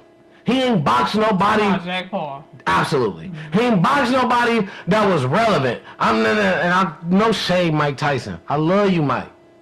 Mike was old enough to the point where, listen, Mike knew. He was in that bitch biting his glove. And I think I'm gonna mistake that for him and Roy Jones. I was about to say, I think they had a no drop call, signed a no drop contract. That was him and Roy Jones. They signed a you can't drop neither one of the niggas. But I think what Jake Paul did was when Jake Paul seen Mike Tyson tired, out of respect, he didn't run up on him and fucking just try to just knock him out. He boxed with him. Because he fundamentals with Dog. I ain't even gonna say he played with him because Mike. It was like sparring. He fundamentals with Dog. This Mike. This some shit I'll pay for. I don't know as that. To spar with Mike, I'll pay for this. You know what I'm saying? So the thing is, the advantage was Jake Paul from the beginning. He has not had a fight that was not advantage Jake Paul. Even when he fought the one dude that was the son of a boxer. I can't even remember his name right now. Oh man. But listen, just go look up the history. He fought the one dude that was a son of a boxer. They almost got into a fight and all this. Dude was giving him a match at first. Because they almost was the same, like far as like weight, like build, like they almost would have been the same weight class. He was giving them a match at first. Jake Paul ended up winning because he ended up winning late rounds. Dude was supposed to be a professional boxer, but he was coming up. You know what I'm saying? But he was young. He was coming up. His pops was a boxer. He was on the way up, and I think that might have just threw him. I think that threw his whole little hookup off when he lost to Jake Paul. Threw his whole little hookup off. His little come up. I know that happened, they box, he won. I'm not too solid on, you know what I'm saying, if that's why he don't box no more, if that's why I don't hear his name, or whatever. That's what I'm saying. But the thing is, I'm not saying Jake Paul don't box. He has trained professionally as far as boxing. He has been, but he's a YouTube boxer. The way he came, and listen, you got YouTube rappers. You got YouTube entertainers, YouTube video people, YouTube TV people. I am a YouTuber. I'm not saying, but what I'm saying is, when you take me as a YouTuber, right? I do a lot of behind the scenes, a lot of, you know what I'm saying? All of, like, check his channel out. You binging it today. It's really a great channel. You take both me of them as a YouTuber, and then you go to somebody who do this on the news, or you know what I'm saying? They're gonna be more so savvy. They got way much more equipment. The thing is professional, and somebody who, you know what I'm saying, who does it like you both professional, right? But this is professional on a level of you got paperwork, you certified. You're professional on the level of I've learned enough to produce work, and you can produce work. Professional as in certified, professional as in I learned along the way. It is just a difference. And that's why in the real world, when you're going at a real career or a real something that you're going after, I look at something, I'm gonna say, I look at something, I see people that post and saying, man, it's been 20, 30 years, I ain't never had to pull my motherfucking high school diploma out. And that's probably very true. Because one thing is certain jobs are never, they're gonna ask you, do you have it? And they're gonna take your word for it. They're not gonna ask you to pull it out and give you proof. They pass that because you're automatically held to a certain, at least, standard, right? So now, it is jobs that's advanced, that's different. I don't even need to see your high school diploma. I want to see your college degree. You know what I'm saying? So, not saying that the high school diploma is irrelevant, because it's very relevant, because it's the path to get you to where you want to go, right?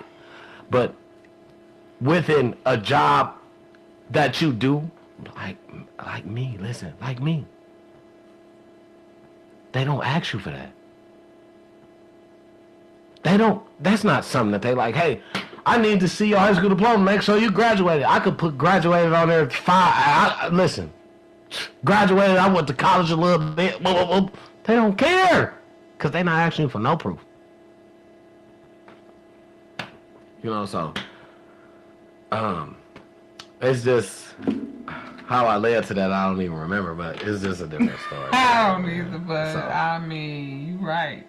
That's the thing out here. Right. That's really in today's world, so that's the thing. You're absolutely right. Like, it's levels.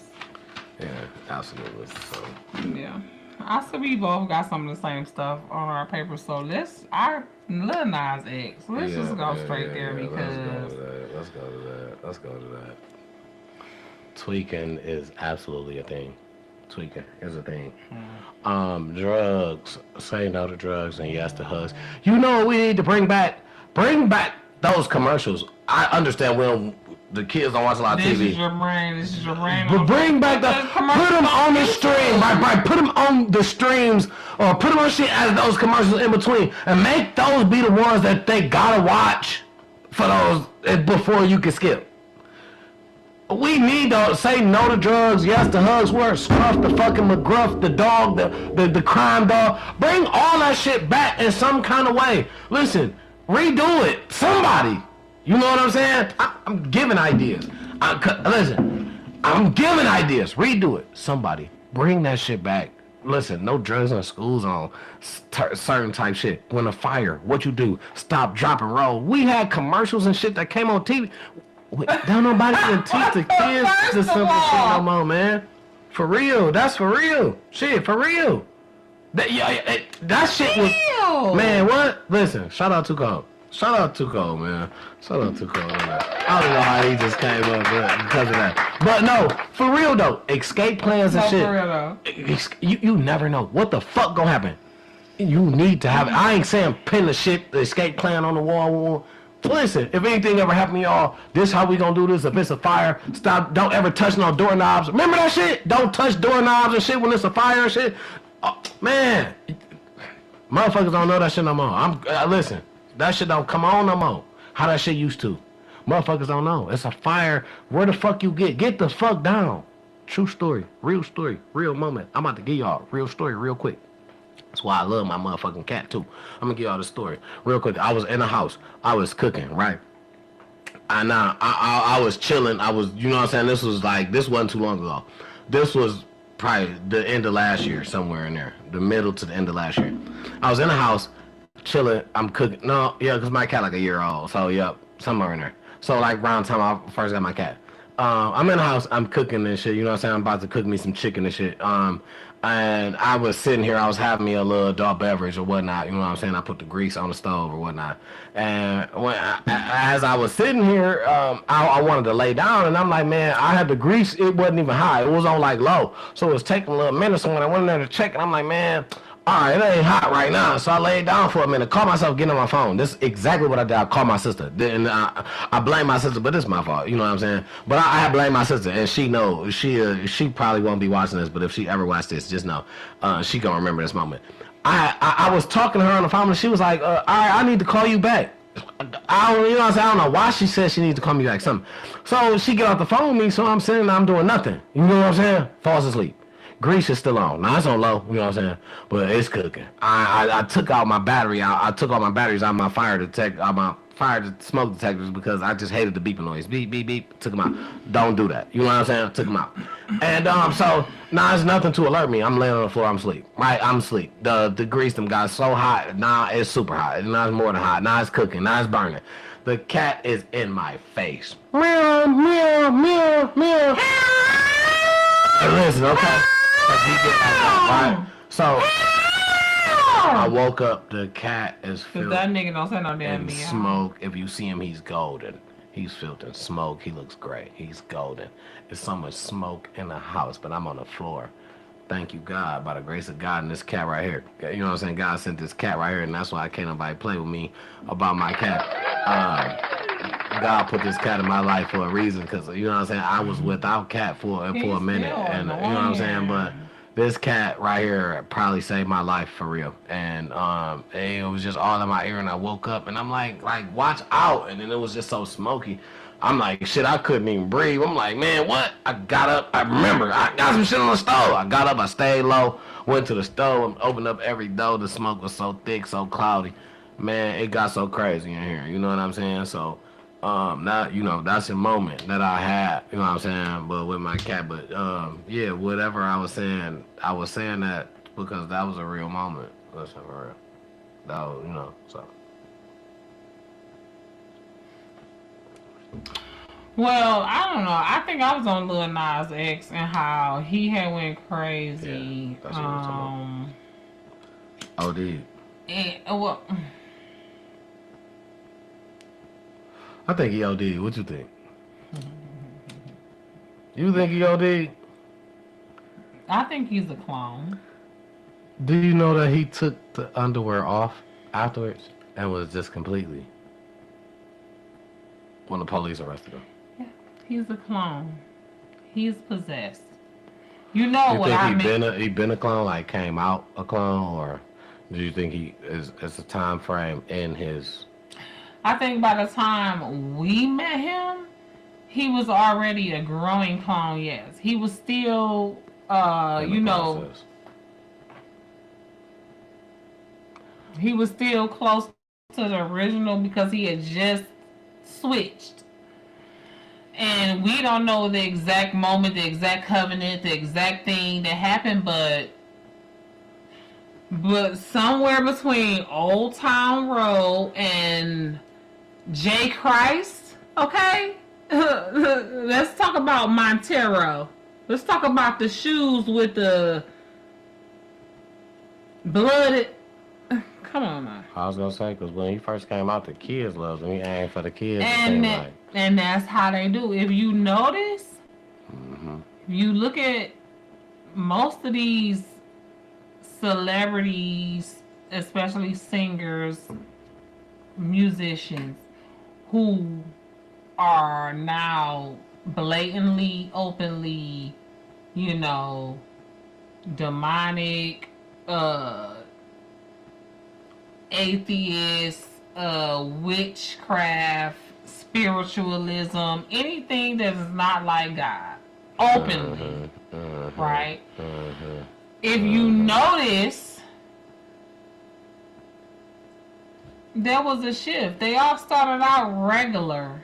Yep. They might not have been normal, because no, they weren't normal. They were superstars. Right. You know what I'm saying? Right. We're not going to say they was normal, but they started out at least relatable. Yeah. Right? Somebody that tried to blend in with you, tried to suck you in, basically, get you to feel something like, you understand? Soon as they got influenced, soon as you got hooked on their great songs, or as soon as they felt like they had enough, people were hooked on. Soon as you was hooked, soon as enough people was sharing it to where the people that wasn't hooked could... It was going to impact them. It can get in their face. Yeah, it was going to impact them. So where they could get hooked. Yep, took over. That's exactly... It started to completely and utterly laugh and play in our faces. And if you notice, it's getting the younger generation. Absolutely. And it's getting worse. We talked about that. Was that last night when we talked about this whammy mess? I like when you... I understand, shit, I feel it. I ain't saying, it's right. I'm just saying, shit, I rock that. Yeah, no. Yeah. Yeah, it's catchy, but no, you got 3 daughters. But in your defense, you told me you never read the lyrics, and that's how they get you. I don't know what the fuck they say. But you know they're saying whammy, and that is you. And that is you coming to agreement with everything else in the song without even knowing what it say. Yeah, and that is your daughters coming to agreement with the song without even knowing what it say. That was me coming to agreement with Trina when she said the shit she was saying that I memorized word for word. I represent for the cheese, all eyes on your riches, no time for the loot. Cause the bigger the bank, the bigger the Benz, the better the chance. To get close to his rich friends, we're going after the big man. My G-string make a stand, make a quick stand. Slow hit at a light stand, light lightning. I want it with a wedding ring. Bank accounts in the Philippines. Black mother take everything. So y'all come in the living room with a chair at home. Make a period on a little nasty. Red bone but a classic, young jazzy. And don't be scared because if you're curious, just me up and get sucker calls quite natural because I'm the baddest. What? Literally, Hard Fox verse still know that shit 25 years later. That's what we was learning, putting in our minds. You understand what I'm saying? Yeah. At least that shit all ran, it all made sense. She had a goal. She said, I got game for you young hoes. Don't grow to be a dumb hoe. That's a no-no. These bitches is just saying whammy. And literally nothing else. I mean, it ain't too... They're not teaching a lesson how to be a good hoe, a dumb hoe, a young hoe. It ain't too far from, what the niggas saying shit, like... We ain't talking about... Who is saying good shit in raps as far as what I'm saying nowadays? It's a lot, though, and that's the problem. But see, that's the problem. Let me say this, babe. It's not who's saying it, it's who is they pushing in our face. That's the agenda. Okay? And Lil Nas X, we was talking about him. He talked about that. And people, first of all, these people, they play in our face, right? A lot of them will tell us the truth and laugh it off like it's a joke. Kanye do it all the time. Kanye do it all the time. I mean, people stop believing him after a while, so. But that's not his fault. It's not. Yeah. That shit be so crazy that it's unbelievable, and he telling you the truth and you don't believe it because they making him look crazy. So I feel like shit. It's the same with Lil Nas X. Lil Nas X talked about the gay agenda. He talked about how they all have meetings on Wednesdays where they talk about world domination to make everybody gay. Mm. He literally said it out of his mouth. People think he was playing. That was a true statement. And he is literally possessed. Just like Michael Jackson was possessed. Just like Whitney Houston was possessed. Just like Prince was possessed. He is literally possessed. That's wild. And being used by the gay agenda. That's wild because I feel like, why would you want to even do that when nowadays you're accepted for being who you are? You don't have to try to just take over and make nobody, like, I feel like that causes problems. That creates problems. That's why people feel like, oh, you know what I'm saying, y'all got something against, when you don't generally have to have nothing against but you know who, you know what I'm saying? I know who you know who I am. I ain't saying that, but don't, and that's kind of a form of disrespect if you kind of came to me and I'm like, that ain't even what this is, but you continue. I don't understand. What you mean? Talking about pushing the gay agenda on you? Absolutely. They're not gonna, but see, this is what you gotta understand. But what you said to me, he's saying that we gonna make everybody like that, like without pushing it on.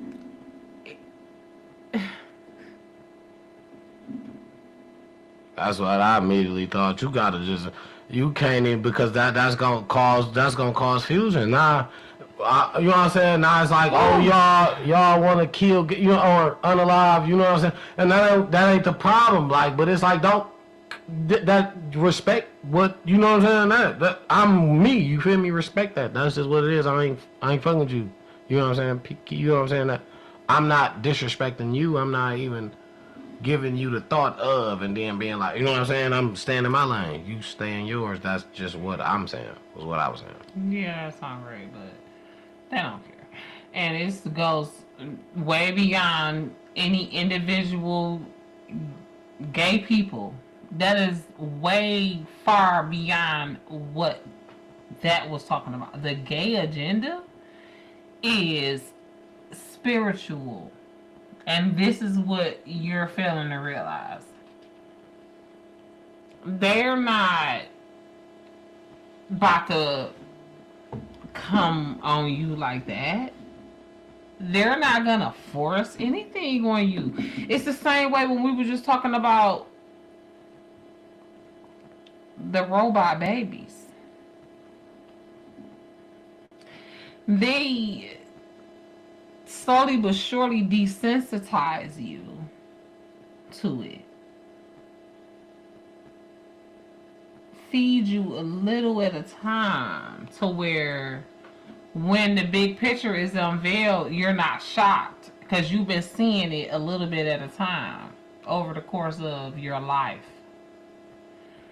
Because it ain't really you, it's your grandkids, really, that they care about. You know what I'm saying? I mean, it's an agenda. It goes far beyond. It's spiritual. I mean, I get what you're saying. And, you know, we see it happen with our people, you know, our artists, our people that we, you know, look up to and watch on TV or whatever. And Lil Nas X is a perfect example, but he ain't the only one. You know what I'm saying? We were talking about Michael Jackson the other day.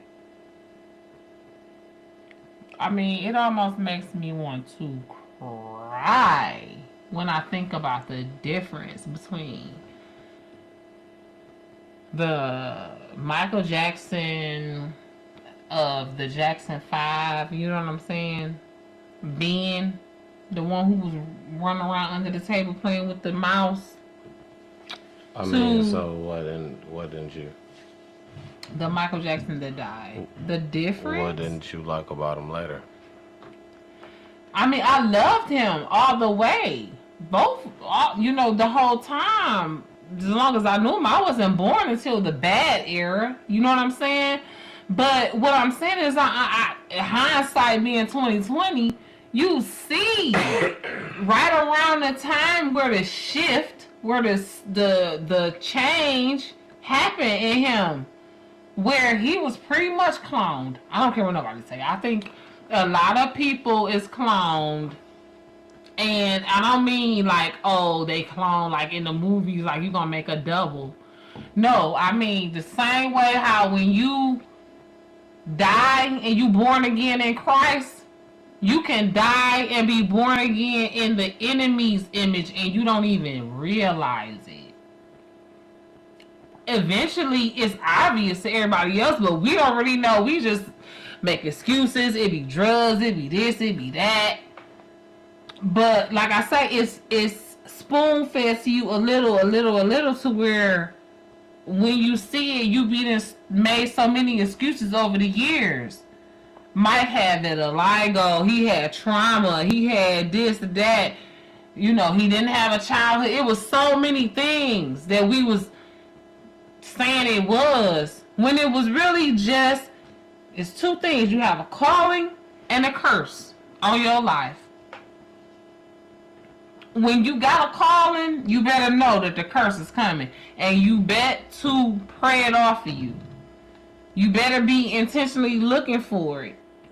And understand that you got the power, you got the victory over it already. But if you don't know that, if you don't even know that it's there, if you're not looking for it, you can literally be Michael Jackson and lose your life too. Because the enemy is even more powerful than Michael Jackson. Michael Jackson was rich. He was rich from the time he was at least like 8, 9 years old. You know what I'm saying? Yeah, he was born into poverty, but he didn't grow up in poverty. His big brothers might have, but he didn't. And he still fell victim to drugs, abuse. You know what I'm saying? Pain, poverty. It's so many different ways that the enemy comes into your life. Lil Nas X, he got him. He was very influential. Like you say, had kids listening to him. Next thing you know, he coming out as Rainbow. You know what I'm saying? Not saying he wasn't already Rainbow. He probably was. That's why the enemy sought him out to use. But some people that claim to know him before he got famous say he wasn't Rainbow before that. He didn't show no rainbow signs until he blew up. Meaning, signing me like he got that carrot dangled in front of him, and by him only being like 16, 17 years old, it was easy for him to not even know what was happening and just agree to something that he didn't even know he was agreeing to. And now, first of all, he literally the other day, not too long ago, was on the internet talking about doing a humiliation ritual. Because he understands that it's time. He about to have an album come out. He got to solidify his place. And it's above the Illuminati, but with what everybody like to call Illuminati. He was dressed up like Dora the Explorer on the internet the other day. And that wasn't good enough. He had to do some more humiliating shit to get him in good with the enemy. Take his credibility away because he called for something bigger and better. And he young and he's drifting. He's not paying no attention to his calling. Even though it seemed like he walking in because he making music, but look at what he doing instead of what he should be doing. I'm pretty sure he probably got a powerful testimony that he not talking about because he's so busy wasting his time on this bullshit.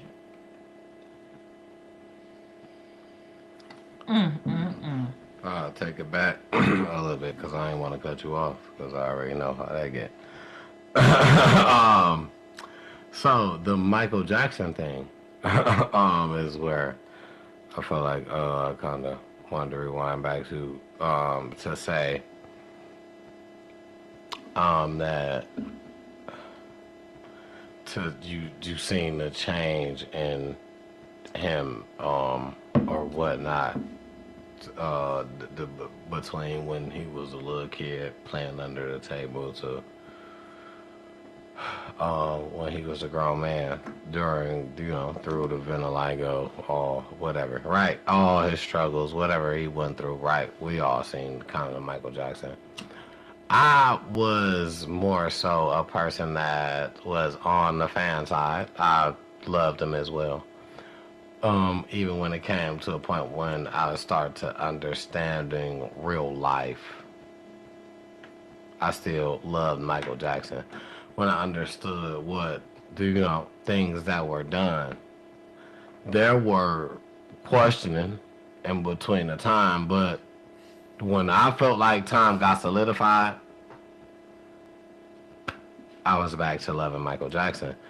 The thing is, I don't see where you say the clone in Michael Jackson. I do understand the vitiligo, changed his skin color. He was always for the kids. He stood for that. And it was, it was some false allegations that ran out that never came back to proclaim to be true. There was some false allegations that ran out, but then afterwards, it got cleared up. Or, it was cleared up enough because he never had no legal issues after, afterwards. Once it got cleared up, he was good. He got the whole Never Land with kids, all that.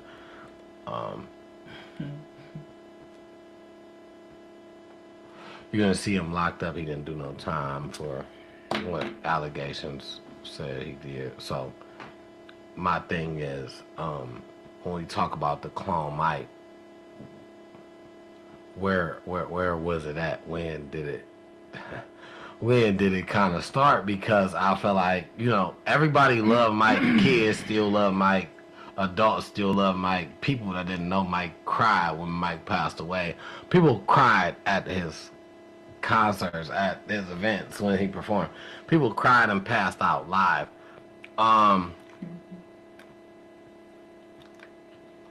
Mike went through his trauma and he tried to make up for what he went through or what he didn't. I feel like this is my thought.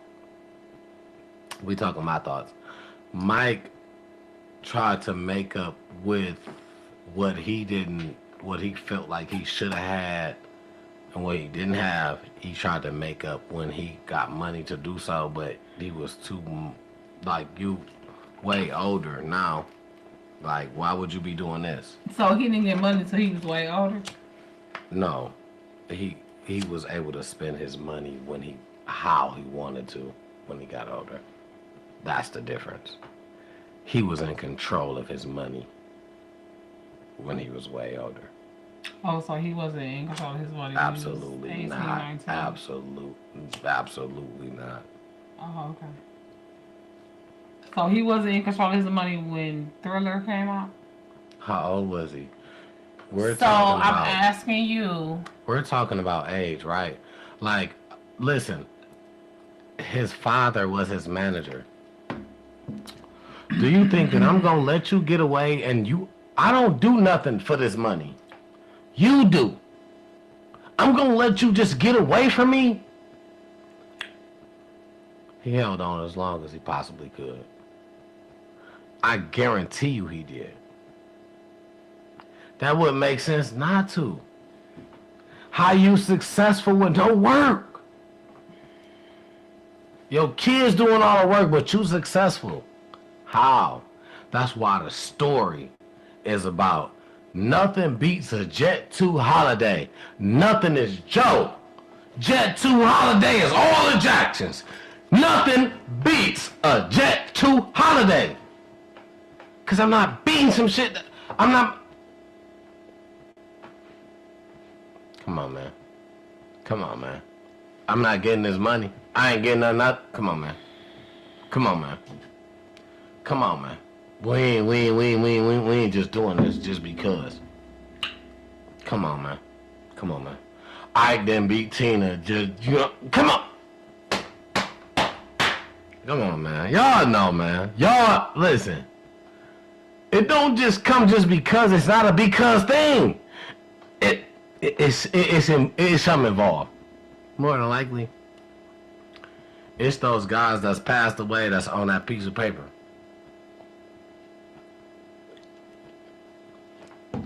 I ended up with his ass beat, broke, and dead way before Tina. So that's not what I said. So let's make sure we clock that T. Exactly okay. Right. First of all, where's Joe? Joe, that's a whole nother story. That's a father. Okay, and it's funny because the scripture in the Bible today talks about fathers being brought close to their kids and kids being brought close to their fathers.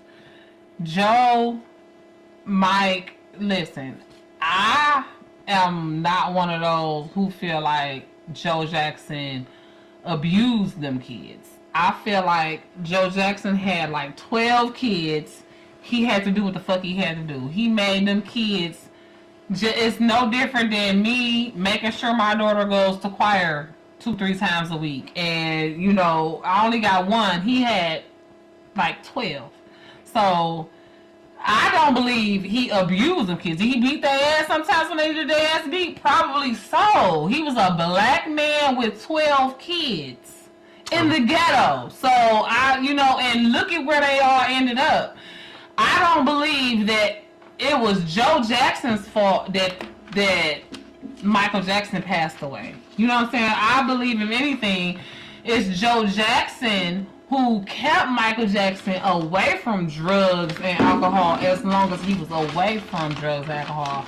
But I believe that just like we talked about Lil Nas X, Michael Jackson was called. I feel like when you called, a lot of times there's also a curse on you. And especially when you involved in the music industry, you have to be intentional and you have to have on the full armor of God, because if you don't, the enemy is waiting like a roaring lion to devour you, especially if you talented in music, because that's his area of expertise. So when you enter into the spiritual realm through music, you're even more susceptible.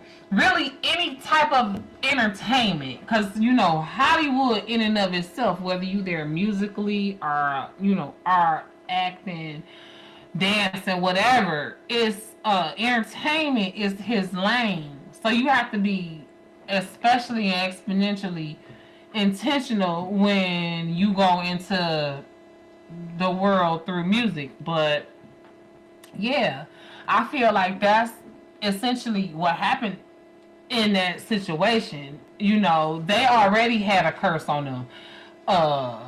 Joe Jackson was a musician, you know what I'm saying? So he probably already had a curse on him that he was not intentional about breaking, that ended up following his kids.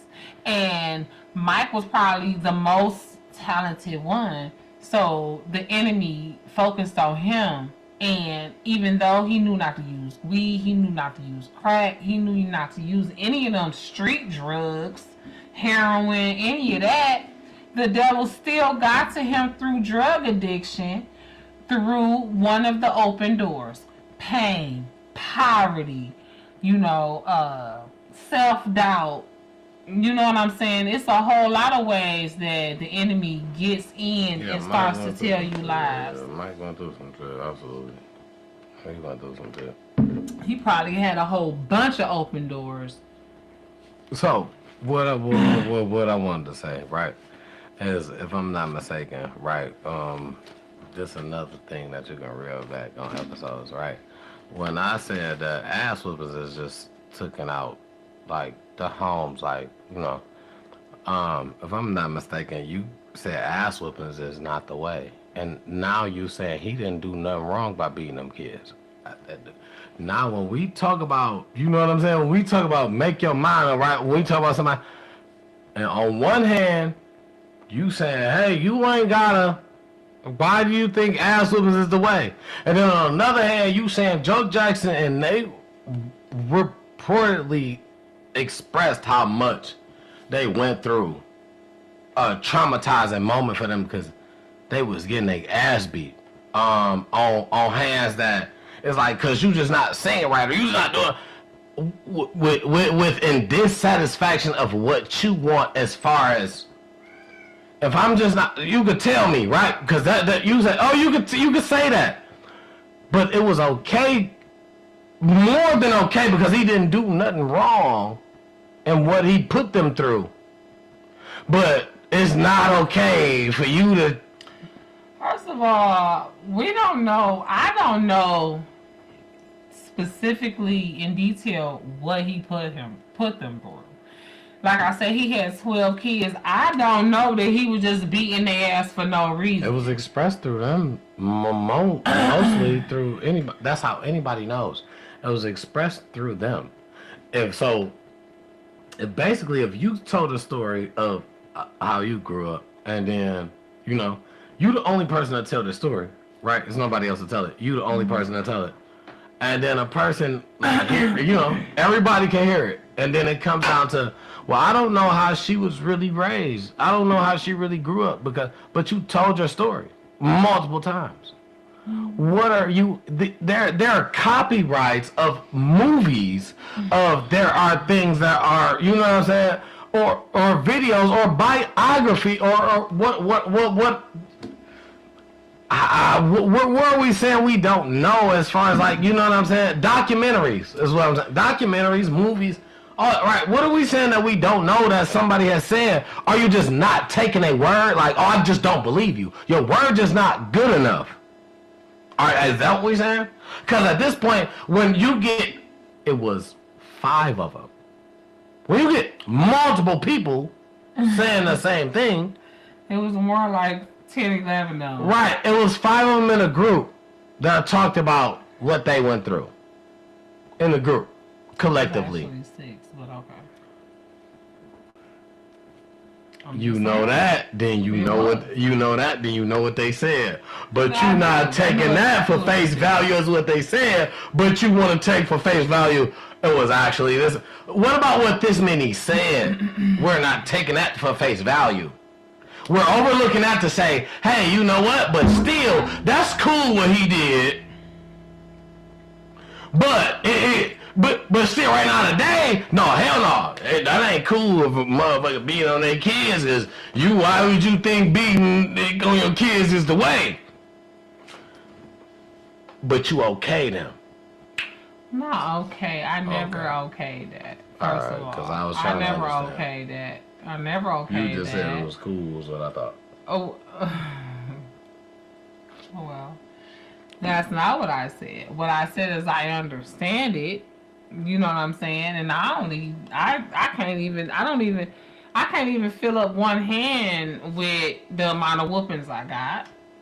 But I'm not saying that none of them wasn't justified. I'm not saying that a kid don't deserve to get not nan whooping. I'm not gonna say that. I'm not gonna say that. I'm not saying kids should get abused and a kid should just get beat on. I never said that. You can find it. Go look on your phone. I Find where I said I didn't that. say that you should. Because I But now you just said two different never things. said that. You just said you didn't say a kid shouldn't get a whooping, and then you just said I didn't say a kid should get abused, beat on, none of that. You just said I don't because I think that's two different things. you just said two different things. Absolutely. Getting a whooping, getting a spanking, and getting beat and abused is two different things to me. It's the same. I don't think so. It's the same. Getting I don't think so. Listen, it's a beating. I don't think so. It's a beating, however you put it, right? I It's a don't think beating, right? You can tell your kid to hold. You can have a ruler and tell your kid to hold their hand out. Tell your kid to bend over and pat them on their bottom. That's And you gonna say, I beat that at. And you gonna say, I beat that at. Regardless, listen, it's a beating, right? Because it's whatever. It's a beating. It's striking too. It's a beating, right? I don't have to necessarily strike you with something. I can strike you with my hand. Mm-hmm. I can strike you with listen. Pick up this cup. I'll strike you with it. It's a beating, right? Some people. Listen. This is the thing with me. Let's not be specific as to the word as of what it is, right? That's being said, right? It's a beating because a kid was being struck, whether it was with your hand or not. Because being specific to the word would change the dynamic of so much stuff that we say. So let's not really do that because that's not what we do in the real world, right? And a beating, right? You know, I love a real story. And a beating, right? I'm not even a parent that's like really like violent, and especially because I had 3 girls at first, I don't really know how. I just feel like the raising my voice, just when they start crying, the raising my voice just feel like I already did too much. Been in this space. My mama can tell you this. Shout out to Mom Dukes. I was just chilling with her too. Matter of fact, shout out Mom Dukes. Mom Dukes came through. Mom Dukes, I love you, baby. I love you, baby. Shout out Mom Dukes. Mom Dukes just came through. But okay, listen. In a moment, my daughter did some shit. Boom, gave her phone away at school. Boom, whatever. Boom. I say, so sweet. That was so sweet. I say, I'm gonna whoop your ass. And I stuck to my word. I'm on that. She get there. We talk about it. I say, you know I'm about to whoop your ass. I hit her once. Wham! She started crying real hard. He probably was like, I hit her one more time. Wham! She like really having like a seizure down there at this point. I'm done. Like, go ahead, put your shit on.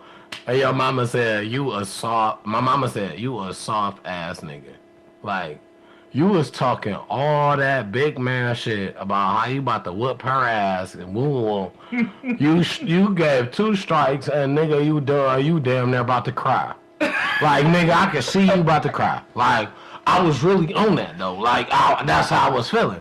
Because I didn't really wanna do that shit. You know what I'm saying? But that takes me back to my. It wasn't even that it just takes me back to my word, right? Standing stern on what you stand on. You feel me? That right there, let her know. I don't really even wanna. I don't want her to do this. You know what I'm saying? Now you could take this 2 ways. You could take advantage of this shit and be like, shit, all right, that nigga ain't gonna never really whoop me for real. You feel me? I can do what I want. Or you can be like, you know what? I did the wrong shit. It hurt me, but you know what I'm saying? We both hurt. You feel me? Kids don't really think like that at the beginning. And I understand that, right? But it took so much out of me. And I probably whooped all of my girls no more than one time.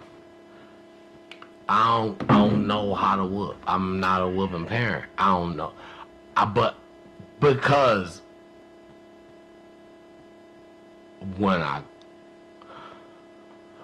come with the heat, like, yo, look, I'm gonna fuck you up. And I really got a straight face when I say this, though. I'm fucking with y'all when I say this, though.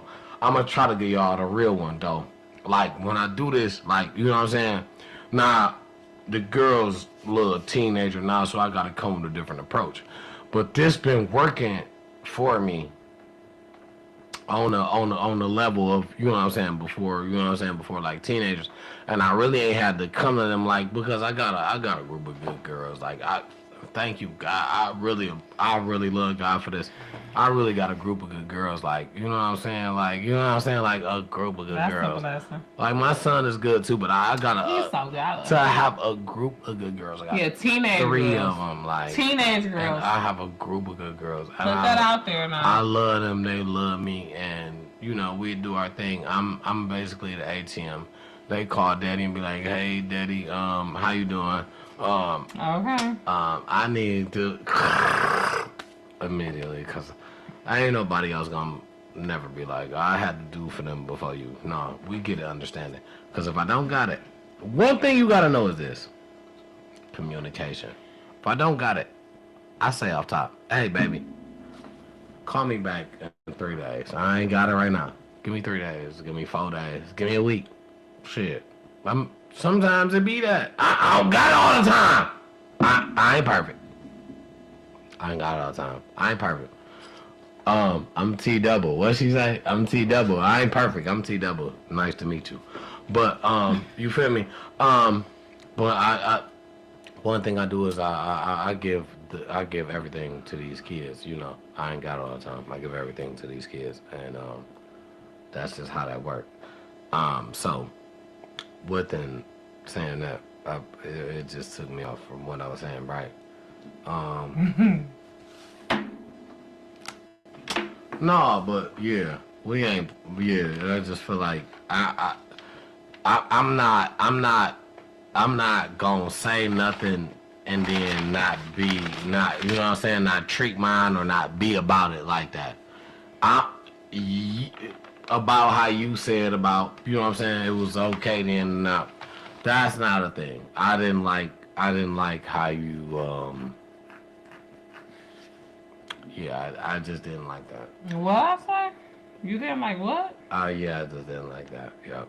Okay, it was okay before I mean, it's okay now to say, and you know what I'm saying, say, you know what I'm saying, to have your kids have a whooping, whatever. But then I remember it was a time you rewind episodes. It was a time you said, "Oh, that's not just always the way," and It's not. It's not, especially nowadays. You better off taking something away from them, or you know. But I understand back in the day, the people that we was talking about, you didn't even have shit to take away.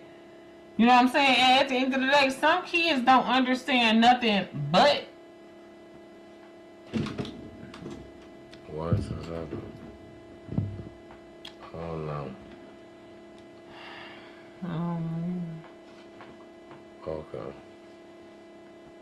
Some kids don't understand nothing but. So, I'm not saying, like I said, I don't feel like you need to be abusive, like torturing, beating on some kids. But it's literally, it says in the word of God, spare the rod, spoil the child. So there is something to be said for punishment. It don't have to be corporal punishment where you beating the kid ass. All kids don't even learn that way. Some kids is just gonna learn how to be violent that way. So, you know, that's why I believe, especially when it comes to your kids, you have to pray about how to get across to your kids. But I never said that, you know, I thought that it was, you should never beat your kids or that you should always beat your kids. Sometimes your kids need their ass beat. I don't care if it's, give me your hand. You know what I'm saying? How you gonna potty train a kid if you don't spank them? We gonna hold her accountable for that, John. That's all that. We gonna hold you accountable for that. How you gonna potty? How do you potty train a toddler? Me and my people, we gonna hold you accountable for that. And I understand exactly what That's literally the last time I had to spank my daughter. I was potty training her. She's 15 now. So I don't believe you just be beating your kids' ass, especially if they don't deserve it. Yeah, I ain't saying that. What I'm saying is, the difference is we don't enforce it. And I remember explaining how I went through getting my ass beat as a kid. And that's what I'm saying. You was saying that you was getting your ass beat for no reason. Absolutely. I'm not agreeing to or advocating for that. But some kids need their ass beat. That's not. Shit. So that's not. I'm not saying beat the kid ass for no reason. I'm not saying beat the kid ass for no reason either. Right, but what I'm saying is, I remember speaking about times I had, and you, even though what this about? You feel like I'm talking about you, and you, I wasn't even. I'm just speaking about times that you spoke on the situation. That's all I'm saying. On the situation, that's all I can speak about, because I don't know other than when you speak on it. That's all I know. Alright, I'm Charlamagne, and I get looked at bad. That's cool. That's fine. I'm just saying that, I just remember that you said, oh, that's not the way, and I was just like, what should be implemented is just more of that. Like, I feel like we coming away from that, because what we doing is we trying to feel like, oh, I told myself I'm not gonna never whoop my kid, or that's the crazy shit that we try to live by. When what needs to be understood is that it's a real life out here. Preparation is preparation, no matter what the preparation is. When you getting ready to go to the Navy, if you don't know how to swim, they'll let you sign up. They'll just throw you in the water. You know what I'm saying? They gonna let you. It's just certain shit that's what we just gotta do. Okay. To try our very best to prevent certain shit. Right now, we waking up, going to sleep every day into tragic accidents. And I'm not saying that's not from a parent not trying hard, not giving they all. And I'm not saying that because in any way, like, every human being has their own mind. Every human being think for themselves. Every human being gonna do whatever it is that they want to do, especially when they have the leverage to, when you don't have to ask or answer to nobody to do what you want to do. Yeah, you're gonna do it. The problem is, where we are concerned about is there are situations happening with people that are not even adults, and when the situations happen, we have the adults behind it, as far as parents, whatever, that want to say, oh, well, this person was that, and that was this, and that was that. We all want to speak for our people. We all want to tell you about the good times.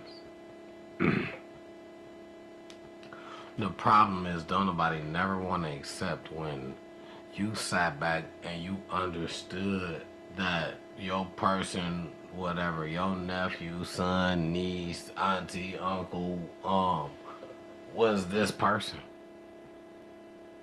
You accepted that when you sat back and accepted that. If you was a person that didn't accept that, listen, I'm sorry for, you know what I'm saying, how whatever happened, or I'm sorry if it's just not working in your way. If you're a person that's not accepting that, we can only take the approach that we know. So, with that being said, we deal with a lot of stuff just with in general. We deal with a lot of shit. Be stern about what it is that you stand for. My word of the day, or you know what I'm saying, my point of the day, or something I want to get across today, my message of the day. Be stern about what you stand for. And I feel like why I'm here to tell you, be stern about what you stand for. Just mean what you say and say what you mean. All means necessary. So you don't have to say nothing that you don't mean. You know what I'm saying? And it's just, you know, that's just how simple it is. You don't have to say it if you don't mean it. It's the power of tongue. It's the power of. It's just the power. It's the power of the person. It's what you believe. You know, you're gonna speak for what you believe in, and you're gonna let pass what you don't. You know, and so my message just to the people is, I just want us to be more so believing in how we live more so. You know, you can't give a message to a person if you don't live by that, or you know, be what you say, be who you are, be, you know what I'm saying, be that person. That's just it. That's not true. That's not true. You can definitely give a message to a person if you're not living by that. We all on a journey, and you can give messages along your journey as you move along. As you're changing, you can deliver a message. So don't let nobody tell you that you can't deliver a message. Right. Absolutely. At no point. My bad, y'all. I fucked up. Nobody can tell you what God told you to deliver. I fucked up. And nobody can tell somebody where a bum on the street can give you a message, a lesson. Absolutely. They might not be living the message that they delivering. That don't mean they don't have a valuable lesson for you. Yep. So absolutely, that's a lie from the pit of hell. Believe that. To say that you can't deliver a message if you ain't living it. Believe that. My bad, y'all. I fucked up. I don't know what I walked into, but I know that was a lie from the pit of hell. I don't know where that came from. No, you good. No, you walked in the right time. I fucked up. That I'm came not from me. sure what led to that. No, that came from me. I fucked up. Where that came from, but you can deliver a message if you're not living it. That came from me. And very well. And I advise you not to judge a book by the cover. Absolutely. Or whatever, like I said. Yeah. It could be a bum on the street. As a matter of fact, I just found out about a story where a bum on the street asked somebody for some change or something like that. The person came out and gave them $10. The person ended up giving them $5,000. You never know where your blessing coming from. Well, you can't judge a person. I don't know if that's the same story that I heard, but I actually seen some stuff. My bad. No, you can go ahead. I didn't know you was done. Again. Actually, be on the regular. You say what? Okay. Alright, so I had heard a story, too, that, I seen, well, some stuff. I said that because my belief was that can't nobody tell you nothing that they ain't been through, right? But I'm gonna leave that somewhere else. But maybe they can. That's a story that she could tell you. Because I don't know that. Because that's just what I think. But you know me, I ain't perfect. I ain't perfect. I ain't perfect. That's the life we live in. I ain't perfect. So anyway, the goal is to learn lessons that you don't necessarily have to suffer through. You learn them and then you teach them to somebody else. That don't mean you have to suffer through the consequences of the lesson. You have to actually go through it to learn the wisdom that somebody else might teach you. So that's another lie from the pit of hell. And you just cut me off, but I ain't tripped like how you did. I ain't never been able to tell nobody a story that I ain't never been through. That's just me. I can't tell you that, but that's just me. But That's like, you. like I said, check that out. Um, um, um, um. Damn, I forgot I was just about to say something else with it. I forgot, but no, that's fine.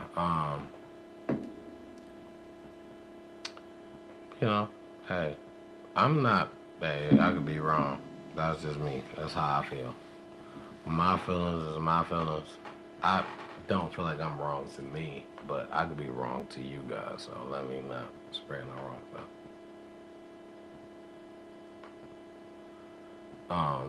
So that's not what I was trying to do. So everything I said before that, y'all just block that out.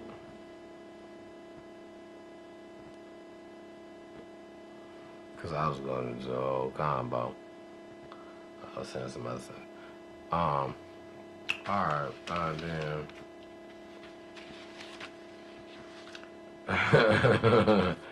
Okay, this because, and then we're gonna do this real quick. um, I want to say Tamar Braxton. I want to shoot a prayer, some prayer warriors out to her very fast. Tamar been through a situation where she said she feel like she almost lost her life. They found her in a pool of blood or whatnot, and she said she had went through a situation. Her friend found her in a pool of blood. Her friend. Yeah, she had She didn't name no names. a face injury to the point where her nose was fractured. She was missing a couple teeth. Yeah, the injury was crazy. That's she didn't terrible. say how it happened or what happened. I didn't know about that, and I got her on here, but it wasn't about that. That's crazy. It's probably connected. That's why I asked you if she named names on who the friend was. Yeah, no, she didn't say no names, but big prayers out to her. Absolutely, big prayers out for her. Yeah, she said she was in a pool of blood, almost lost her life on gang and stuff. So she said when she wrote the little letter, she was she was barely able to like sit up and like, you know what I'm saying, like have any energy. So prayers for speedy recovery for her. Elaborate on how any of this happened. No, the note didn't do I'm that. sorry to hear that. I'm really sorry to hear that. What happened? It just said the final outcome of the injuries. Like she was missing some teeth. She had a fractured nose, so she had a real bad face injury. You know what? Lord, forgive me for what I'm gonna say.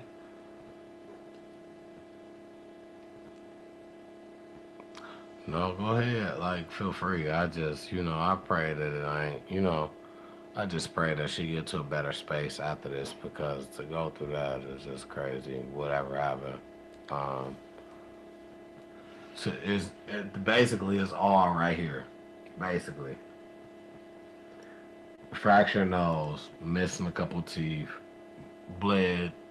It's all right here. I don't know what can. Keep that in mind. I do know what can happen that can possibly be right there, but I'm not going. I'm gonna go ahead. Oh, what? What you thinking?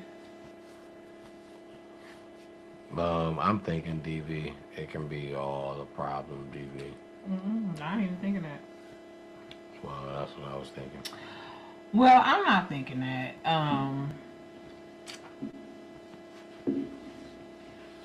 I like Tamar. So let me use that as my opening.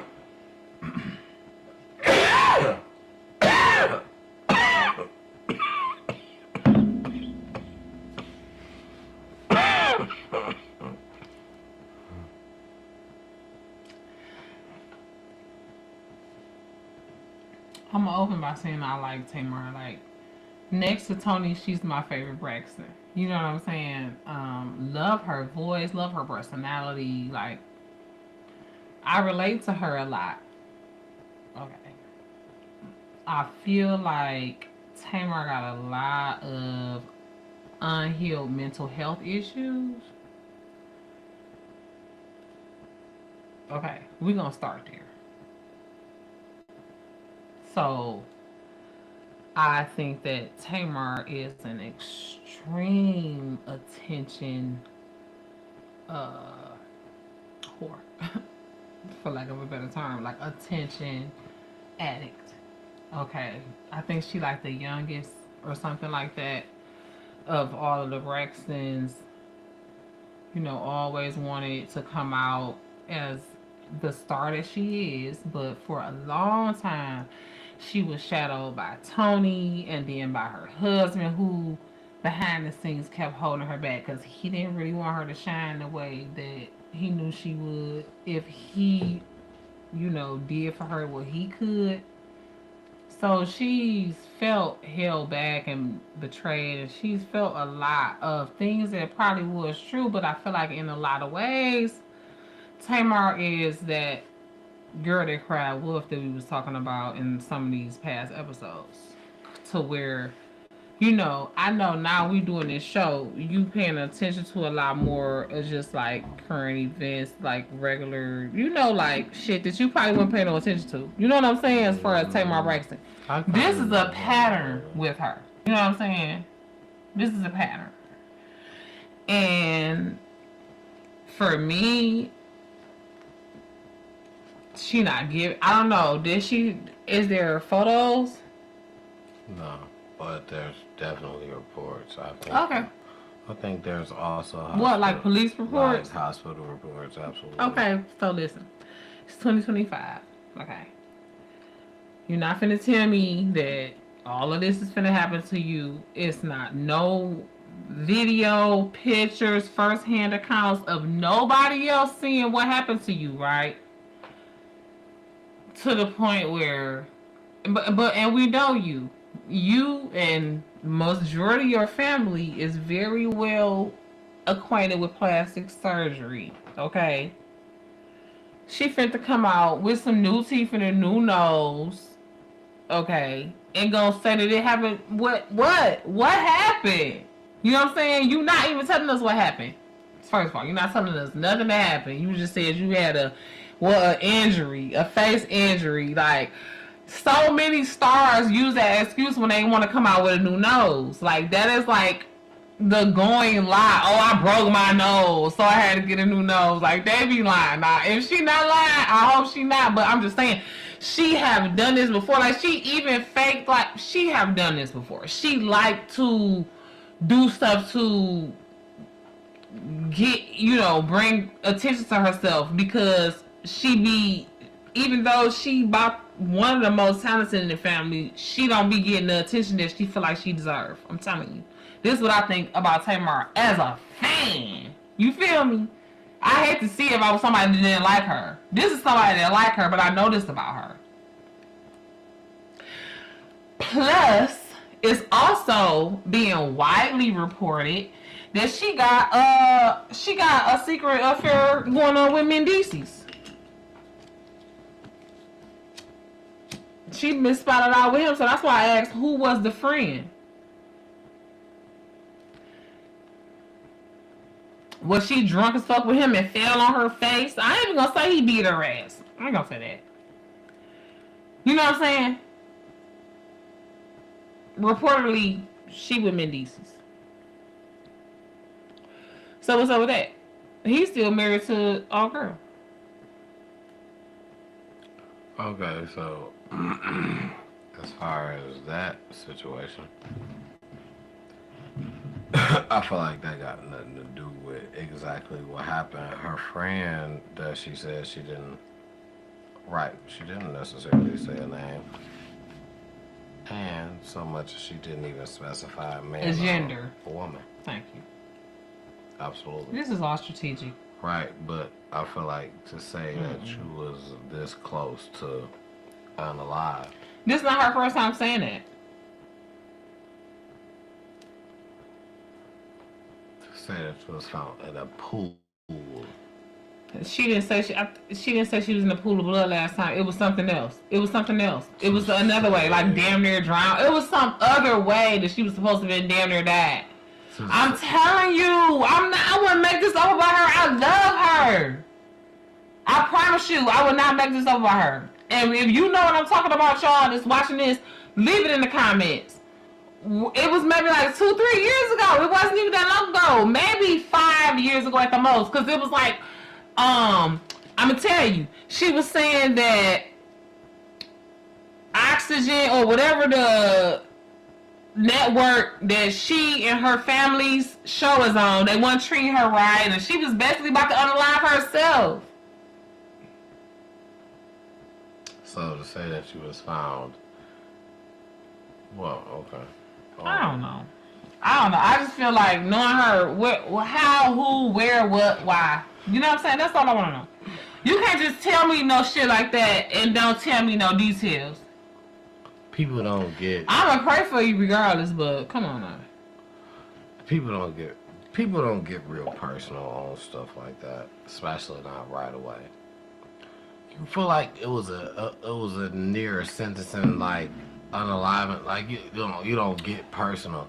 People, I guess you right, don't, not right away anyway. Like right, if I told you the basics of basically what happened, and I'm coming like to ask for prayer and national. Okay, all right. That's so I'll just be listening over the course of the next couple of weeks for her to come and tell us exactly what happened, because maybe she gonna tell you, maybe she not. To some people, maybe she gonna drop an album. That stuff movie, is kind of personal like to some people. Like Lil Nas X got a project about to come out. To some people, that stuff is personal, you know. So yeah. I mean, either way it go, I pray for Tamar Braxton because I've been feeling like I need to pray for her. I don't think that Lil Nas X getting locked up and having a whole case is worth an album coming out. That's just different. The case that you picked up, that shit gonna get thrown on, and he don't care about that. It's not. It's on video. And even if it don't, he don't care. He got millions of dollars. He don't care about having a felony. He don't need no job. Shit. He don't have to work again a day in his life if he manages his money right. So is he not a SEGS offender? No. Not right now, he not. And he gonna get a good enough lawyer to get... Are you? What do you mean? Being guilty what? He not guilty yet. He only charged. If you're found guilty of that... If he found guilty of what? Walking around naked? Yeah. Outside? I don't know. I don't know the laws in San Fernando Valley, California, where he was at. I'm pretty sure if you pull your shit out and use it, you're an offender, right? Out there. But he don't care about that, though. He don't care about being a sex offender. We're not talking about what he cares about. We're talking about his image to the... Like, that, he don't care about that. That's cool. We are already. We are not playing. We are not playing. Is you crazy? He don't care about that. We are not. He goes around worshiping the devil. He put blood in shoes, pendulum, 666. Walk around. Pay out. Don't care about that shit. And we are pushing, not playing motherfuckers' music because of what? Like. That's why, yeah, come on. I don't play Lil Nas X. He's right with R. Kelly, if that's what you're trying to say. I'm talking about the people in general, right? Are pushing, don't play. If you know, they push Chingy music to not play when he got caught with Sydney Starr because that was a transgender. It was radio stations telling him we there told for not to play your music. So come on, that's homophobic. But it ain't about just him being homo. It's about the demonic. It's a lot of homos that still is following Christ. Because you're not going to be perfect when you follow Christ. It don't matter who you sleeping with. But this nigga literally is going against God. He literally has done a bunch of blasphemous stuff. 666 selling shoes with pendulums and demonic verses and everything. He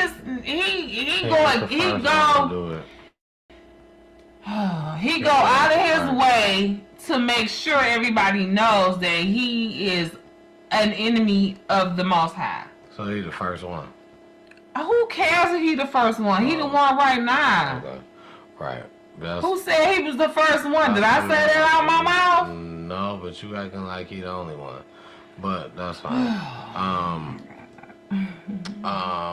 That, you know, it was just to bring him up to say, like, you know, but everybody gonna have their intake because that's what, you know, that you're entitled to that. Did you have anything else to say about that? Or what you done with that? Alright. Okay, next I wanted to go to the Young Dolph trial. Young Dolph trial is right now being held, and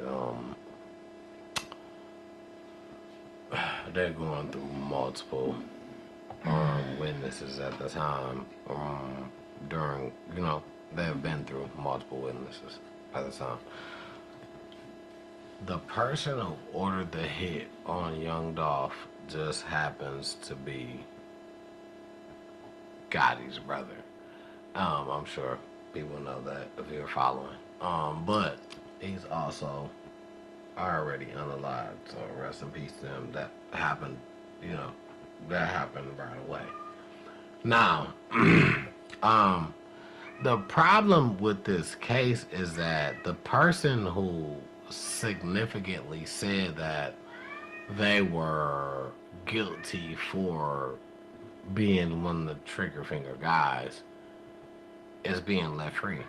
I didn't have the time to pull his name up, but I know he's being left free. He's being innocent, and there's people now from, you know, the hometown of, and they're mad about it. They're not letting it slide, and it's probably going to create a problem bigger than what it was. He's going to go to witness protection or something like that. He's not going back to Tennessee. He damn sure not going back to Memphis. He better do something, because you got even rappers like making like statuses on Twitter and shit about it, like the court system let Dolph down, but the hood not. You know what I'm saying? Like, so. Yes. That's basically saying, like, you let him walk, it's gonna happen. We gonna take care of dog, because he said deliberately, and I wish that I could remember his name. He said deliberately that he was one of the shooters, and he still was innocent. He said deliberately that they got into it. He probably had some type of deal. That his brother put the money out. No, I'm saying the prosecutors or whatever. You know yeah, no, I'm saying what the dude said though. Like he was straight. Like, you know, they had to like almost get it out of him. He ain't just coming there cocky. You know what I'm saying? But in multiple ways, he said that he was a shooter. He said that him and Dolph was into it or whatever, and they were shootouts. And he was one of the shooters, and they let him walk at the cookie spot. They let him walk, and it will be a problem. Basically, I mean, it's not no problem. He's gonna be. Well, listen. Rest in peace, Dolph. I loved him. Yeah. And his cousin Key Glock together, like. Their Dumb and Dumber album was like my favorite music from Dolph. So shout out to Key Glock. My condolences to him and, you know, everybody who loved Dolph. Dolph was really Pac-esque type of. Yep, that's how I know I'm done. Yeah, I know how that go, man. Dolph was really a Pac-esque type of artist. Yeah. So I miss him. You know what I'm saying? And I was just starting to enjoy his music when he passed away. So rest in peace to Dolph. And like I said, my condolences to his family. I just made a mess, so I think that's probably our cue where we're going to wrap this episode up. And you guys, it has been so good and real as always with you guys. This has been episode 29. Okay, so like literally we growing up in front of your eyes. We're almost 30. Like, who'd have thunk? Who would have thought we would have made it this far? But we have, and listen, no weapon formed against us shall prosper. No spill, no fear, no thrill, you know what I'm saying? No beer. Ha! Because you know I don't drink no beer. Because if I did, my stomach could be bigger than it already is. Alright. But, yeah. I had some other stuff to talk about. I wanted to talk about Kobe Bryant. He got a biopic coming out. Shiloh Sanders. I thought he might like to talk about that. He's been cut, and apparently he's not a football player no more, or whatever. I don't know. It's not that he's not a player no more. He was just cut from the team. He was at Tampa Bay Buccaneers because he got into a little scuffle. But look for him to be signed somewhere. To another team? Yeah, look for him to be signed somewhere to another team. That can possibly happen for him. I don't see him just fading away like that. Deion Sanders, there are people trying to tarnish him through his kids, but there are also people that's trying to that loves him. So that's what I was gonna ask about. I wanted to touch on because it seems like all Deion Sanders' sons is just going through it right now. Yeah. That's a possibility that they're trying to tarnish him through his kids, but that's terrible. Nope. Who got the hiccups? But they will. Knowing this man already going through health problems. Yeah, they will live on. They will have a legacy. They will create their own. He even got a daughter that plays college basketball right now. So. Yeah. Well, shout out to them. Big shout out to the Sanders family and doing their thing. Absolutely. Okay, so I wanted to talk about this before I forget. Two things. So, you had me watching videos of Steven Smith. Okay.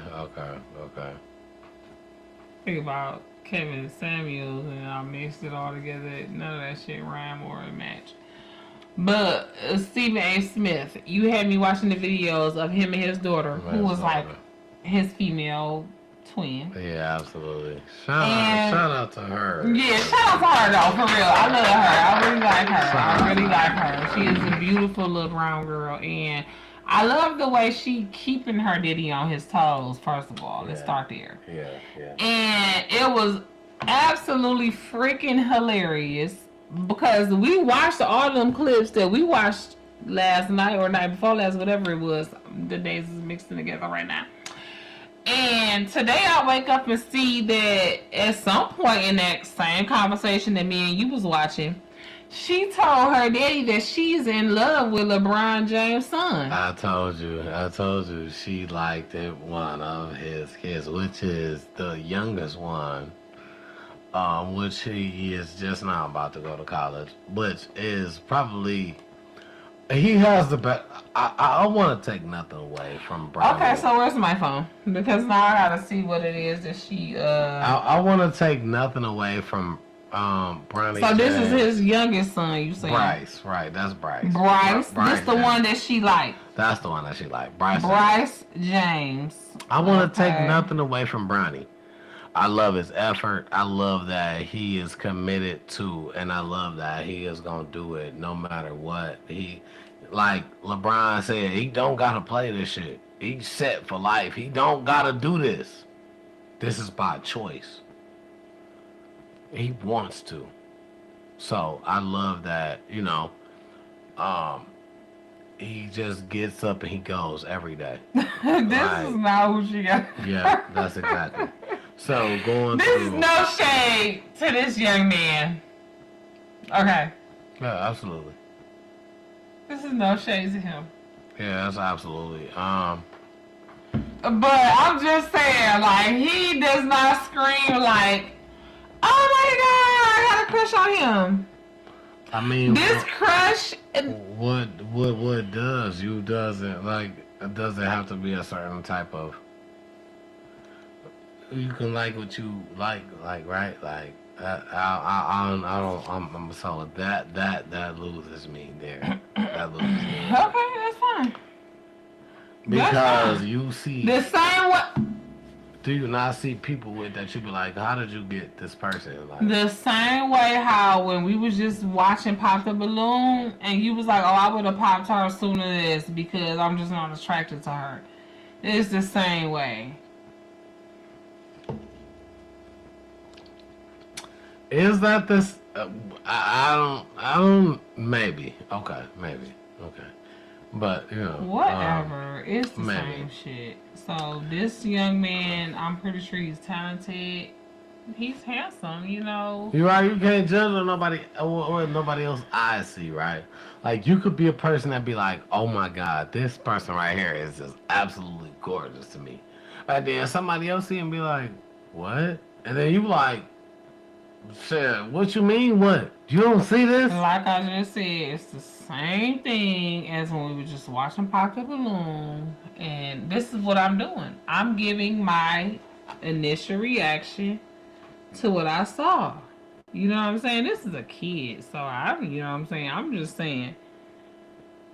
If I'm his daughter, I'm putting myself in my daughter's shoes. Or remembering when I was 15. What I was going for. You know what I'm saying? And I'm talking about not the thug, not the one with the money. No, I'm talking about, I know he is basically a basketball nerd. You understand what I'm saying? I understand that he's a basketball nerd. I understand that he's a football nerd. You know what I'm saying? But he don't got to look like this. You going? Man, get the fuck out of here, dog. Well, no. I'm sorry, what? Nah, I don't feel like that. I'm sorry, what? Nah, you going off straight. What you see a close up and one picture. You have not seen. No, I'm not. I just looked at the reel before I stopped on this because I thought this one was probably like. That one is probably a little bit older or anything. And so I thought this one probably would give the most realistic, watered down, you know what I'm saying? Like if a nigga was gonna look at a girl's picture with no makeup, no hair, no nothing, this is just, you know what I'm saying? I figured this is probably gonna be, if I'm gonna judge him off his worst picture, this is probably it. You know what I'm saying? I hope this is worst picture. And this is a kid, so disclaimer, no PDF files over here. This is just for entertainment purposes and for, you know what I'm saying? No.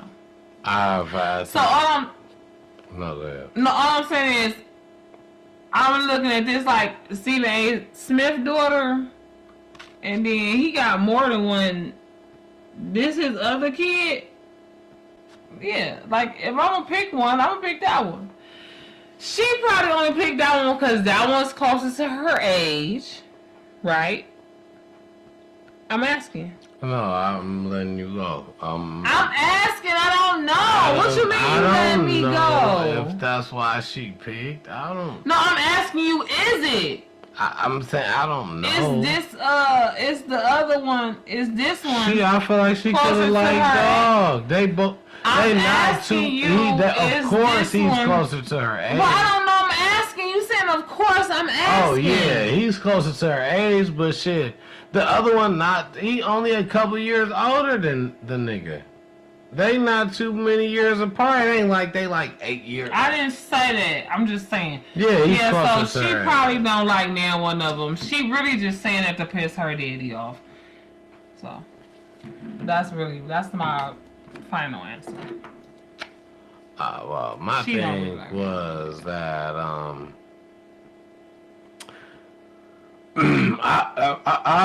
it's a possibility. My thing is that you can't tell somebody off a picture. It's been a million times where people say your picture don't give you no justice or nothing like that. Also, on top of generations are just different. You can like what you like. Right now, today, you see some of the what you think is the most attractive people with some of the like what in the world people. So, it's not to your discretion, is what it is. Somebody else seen or was attracted to somebody in a way that they feel like, hey, I like this person. I can be seen outside with this person.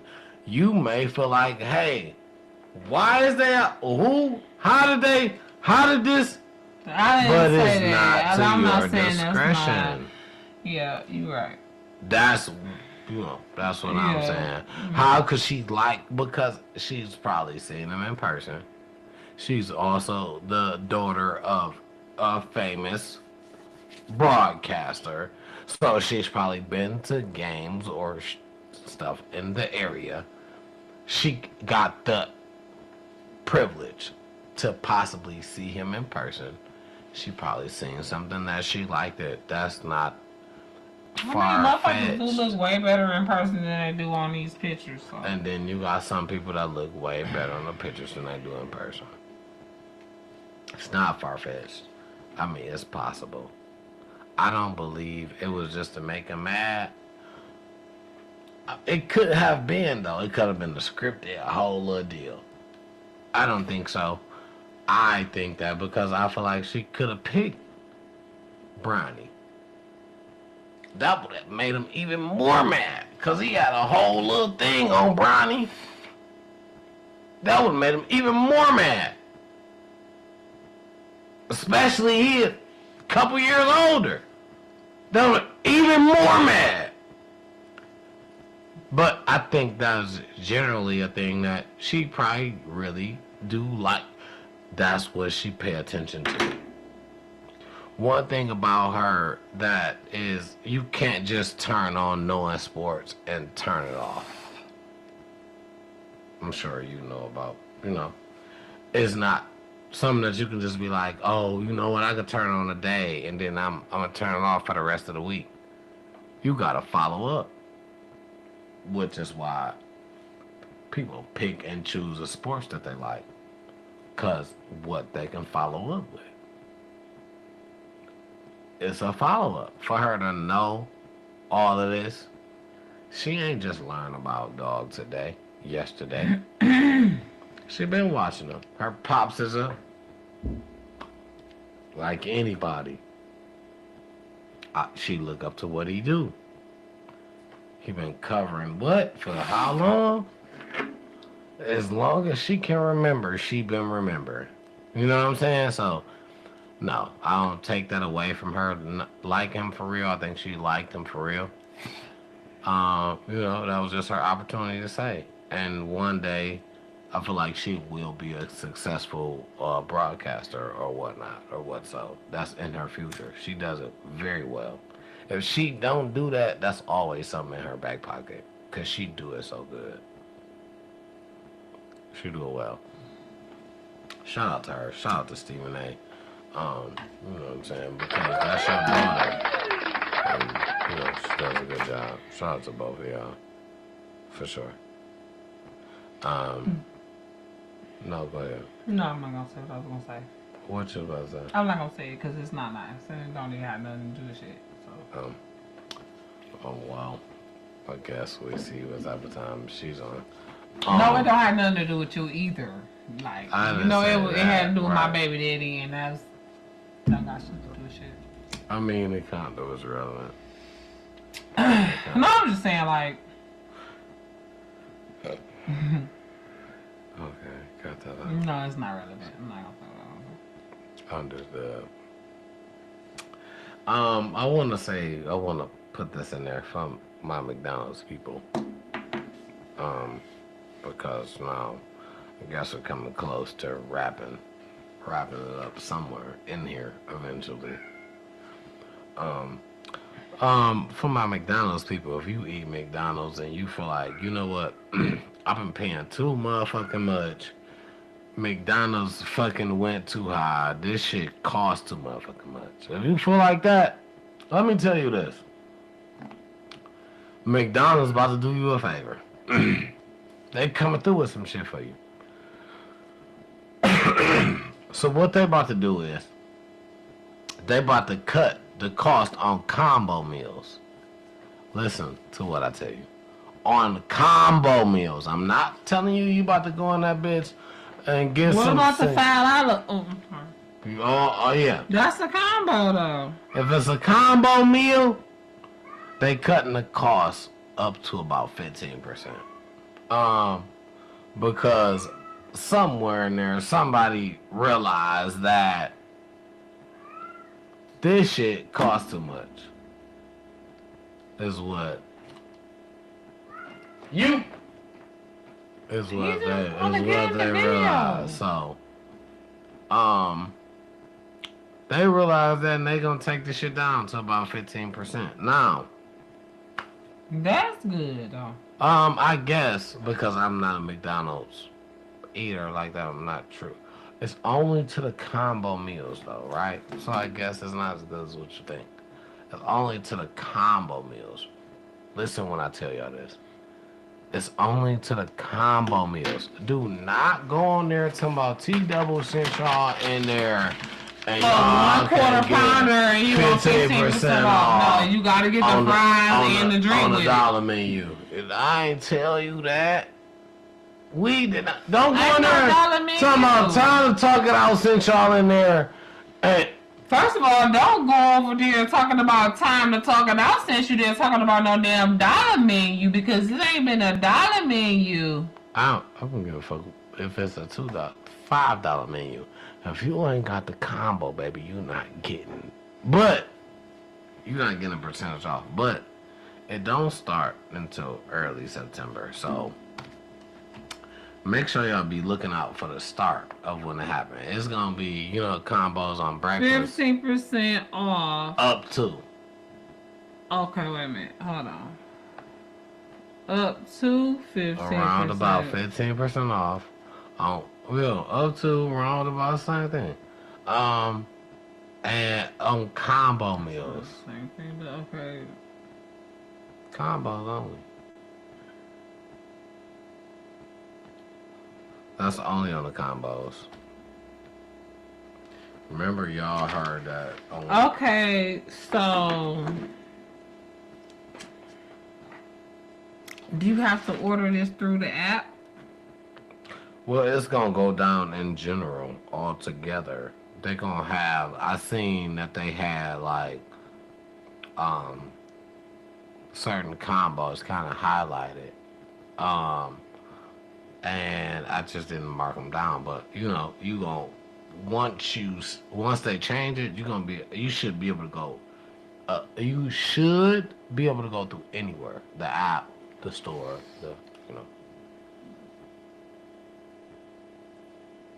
I'm sorry, y'all. I tried to hold It it hasn't in. changed yet. It's going to change. Yeah, early September. I got it right here. Trust me, because 7 loves McDonald's. Kids love McDonald's. I like McDonald's in the morning. I can't even lie. So yeah. I'll stop down there and grab me a every once egg in a while. McMuffin. Yeah, hash brown. Sometimes I just get a hash brown or two. You know what I'm saying? I might not even get a whole sandwich. Sausage egg McMuffin for your boy. I gotta get something nice. Hard. That's good too, but them pancakes. Don't sleep on them. Them hot cakes. Don't sleep on them. I ain't gonna lie. I ain't never had them. Really? Is that like pancakes? Oh, yeah. And McDonald's hotcakes you really don't sleep on them. Because they like got this sweetness to them. You know what I'm saying? If you really hungry and real quick, they good. If I'm not mistaken, Burger King bringing out some wings. It don't surprise me. McDonald's had the mighty wings. So, yeah, they late. Yeah, I mean, but you know, You don't remember the mighty wings?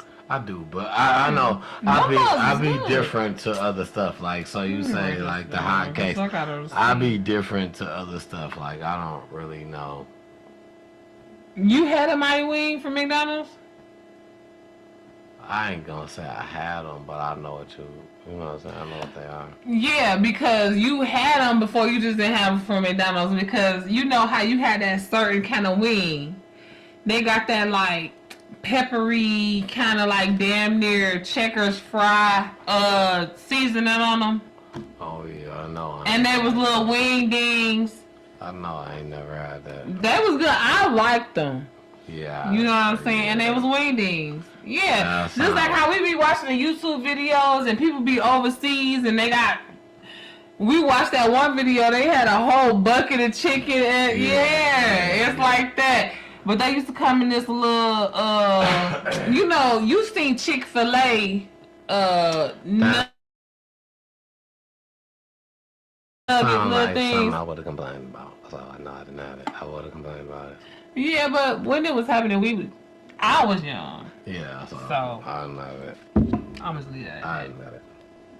Yeah, you was, you know, yeah. I ain't gonna say you was probably still getting Happy Meals. But some peppery wings, I would have turned down. Yeah, you probably wouldn't even. You might have got them when they first started doing the commercials and shit. You probably was like, "Ooh, I want some," you know. And then once you taste it, you was like, "No, I don't want this."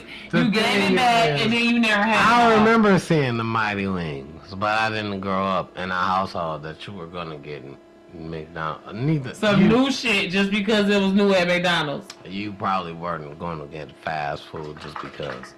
She cooking at home in the kitchen. Absolutely, and then when we went out, we made that a family thing. It was a make it happen type deal. So you got pizza or you got something in a bundle, fried chicken or something. Yeah. We didn't get. Ooh, and older people love KFC. We did not get Mighty Wings. I do not like KFC. Well, KFC, no. You ain't KFC is my favorite. You ain't even that older though. No, I didn't say that, but I grew up with older. KFC is probably my favorite out of all of the big three. Popeyes, Church's. I was about to say, which one is my favorite? Which one is your favorite? Yeah. You will probably have to have all around. Probably Popeyes. Seen it because I wrote it down. Popeyes. I ain't see it. Yes, he did.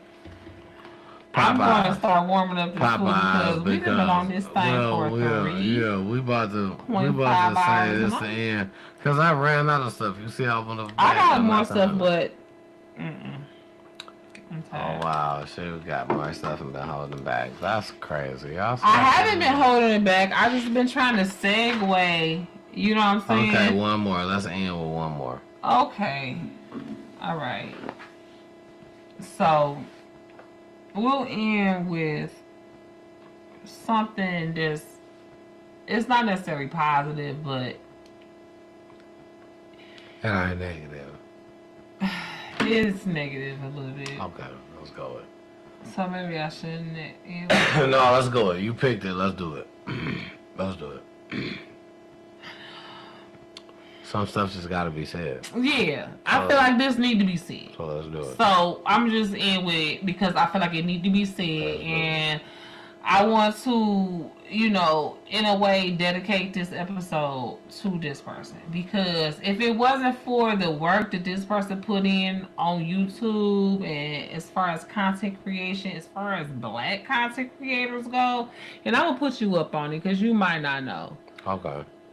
One of our own YouTube creators, his name was Malik Taylor.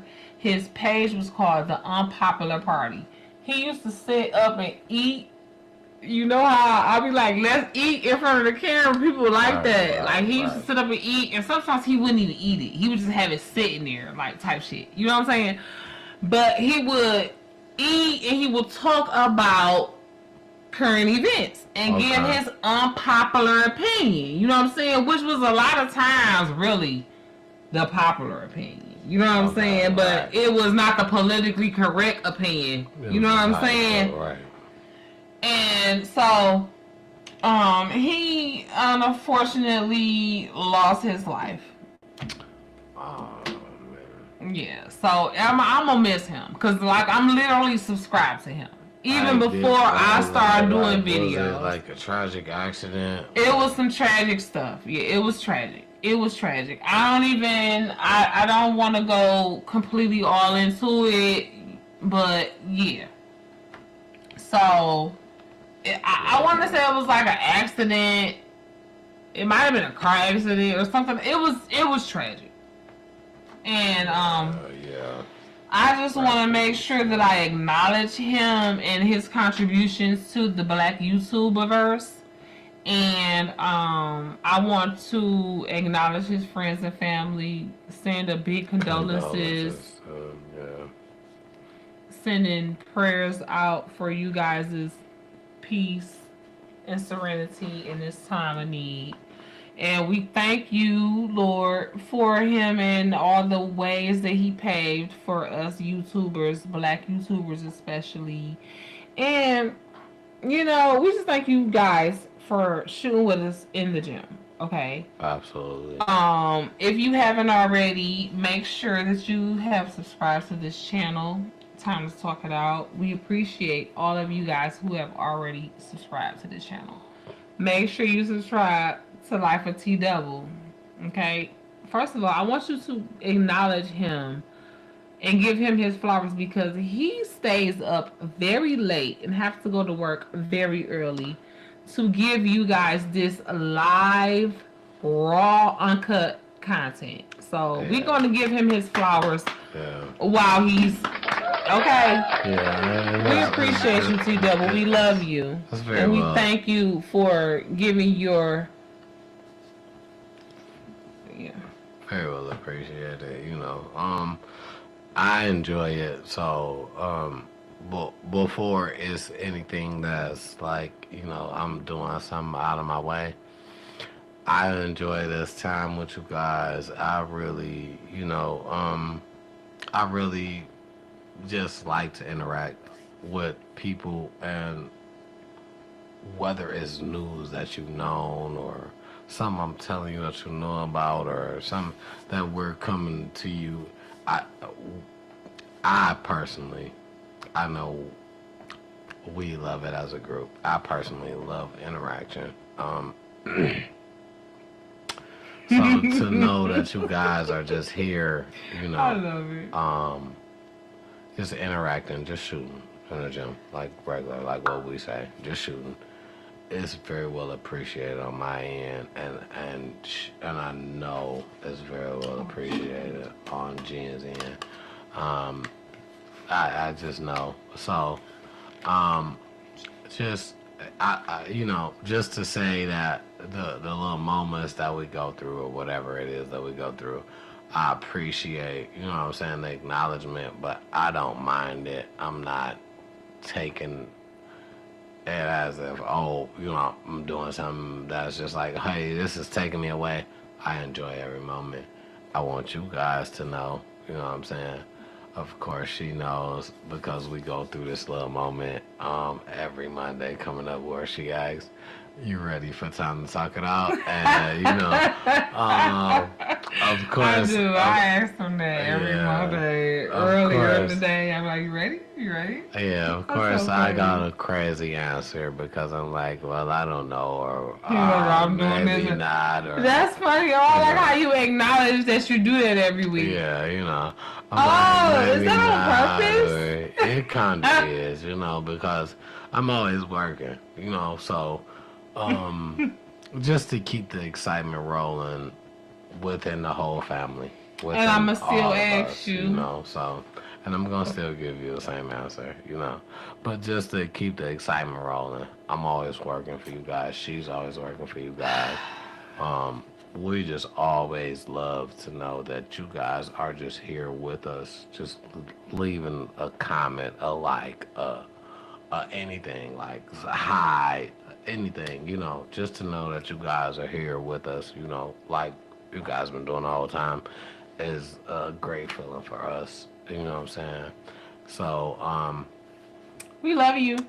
with that being said, man, May the Lord watch between me and thee while we are so one from another. absolutely, and thank you for watching. Man, thank you so much for watching. Make sure you like, share, subscribe, hit the notification bell so you can get all of our latest episodes. Life of T Double, LYFETDOUBLE. Is there a TV after that? That's it. That's it. LYFE. TOUBLE. No. LYFETD. All right. OUBL, because my it's bad. Life of T Double. Okay, you There you following his life. Also, what you guys need to understand is there is a new channel. We working. We just always working. In a minute, T Double TV is real. what y'all gonna see me do is that Chris Brown challenge. If y'all want to see me do that Chris Brown challenge, man, let me know, man. I'm dropping. I studied. I want to see. Ooh, I'm sorry. I studied it already. I want to see it. Wait a minute. Shut up. Hold the freak on. You Shut up. asked me that. I want to see you do the TV, the Chris Brown challenge. I was saving this. Because I want to see. Yes. Shout out to my boy. Yes. Official Chris. Yes.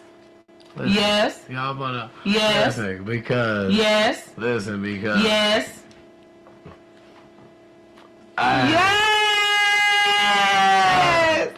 First of all, that shit is happening Okay. next week. Alright. It's happening We're about next to put week. that in motion ASAP. So, It's happening next week. listen, y'all want to see that? He gonna do it for sure, and he might teach me half of it.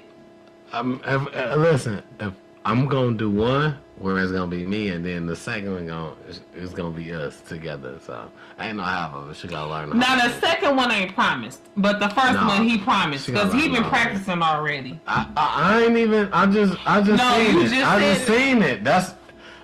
This how I know. Now y'all heard Y'all him just say gotta he's tune like, in. now y'all know. I ain't gotta do nothing. I just watch. Y'all already know. And what song is that too? I treat you well. I treat you well. I will. Hey, listen. That's him featuring Listen. I'm on that. What's that called?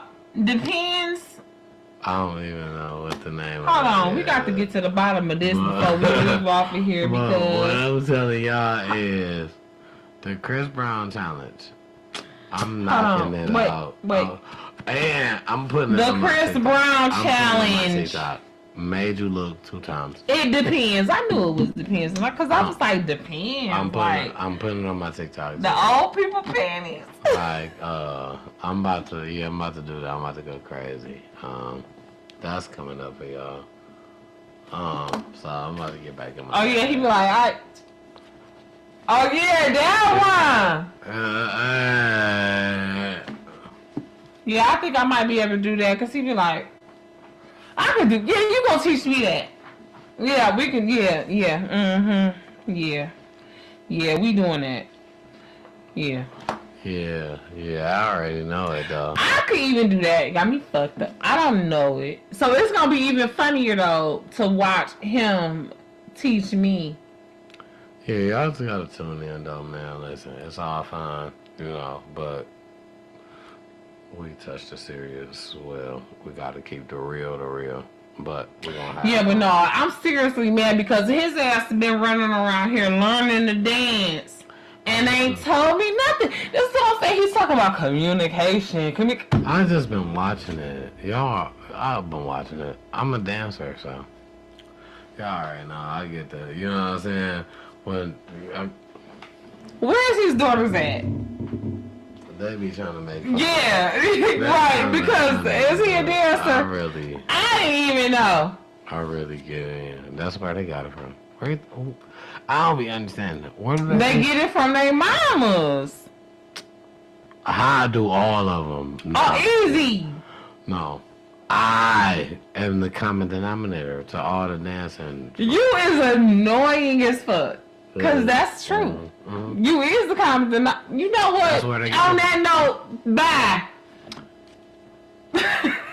Hey, it's your boy T W, man. I love y'all. You're checking the fuck out. Okay, cause y'all. Cause he's right. And She know. That's where they get it from. I just really got that. Check me out. And you wanna know what? Y'all make sure y'all watch the edited version of this video because I'm gonna do my best. I'm gonna do my best to find T-Double dancing on Miami Beach doing the last challenge that was viral. She's trying to find anything, but I'm gonna show you. I'm gonna show y'all the new one though. Make sure y'all watch it, man. And he gonna teach me too. I love y'all.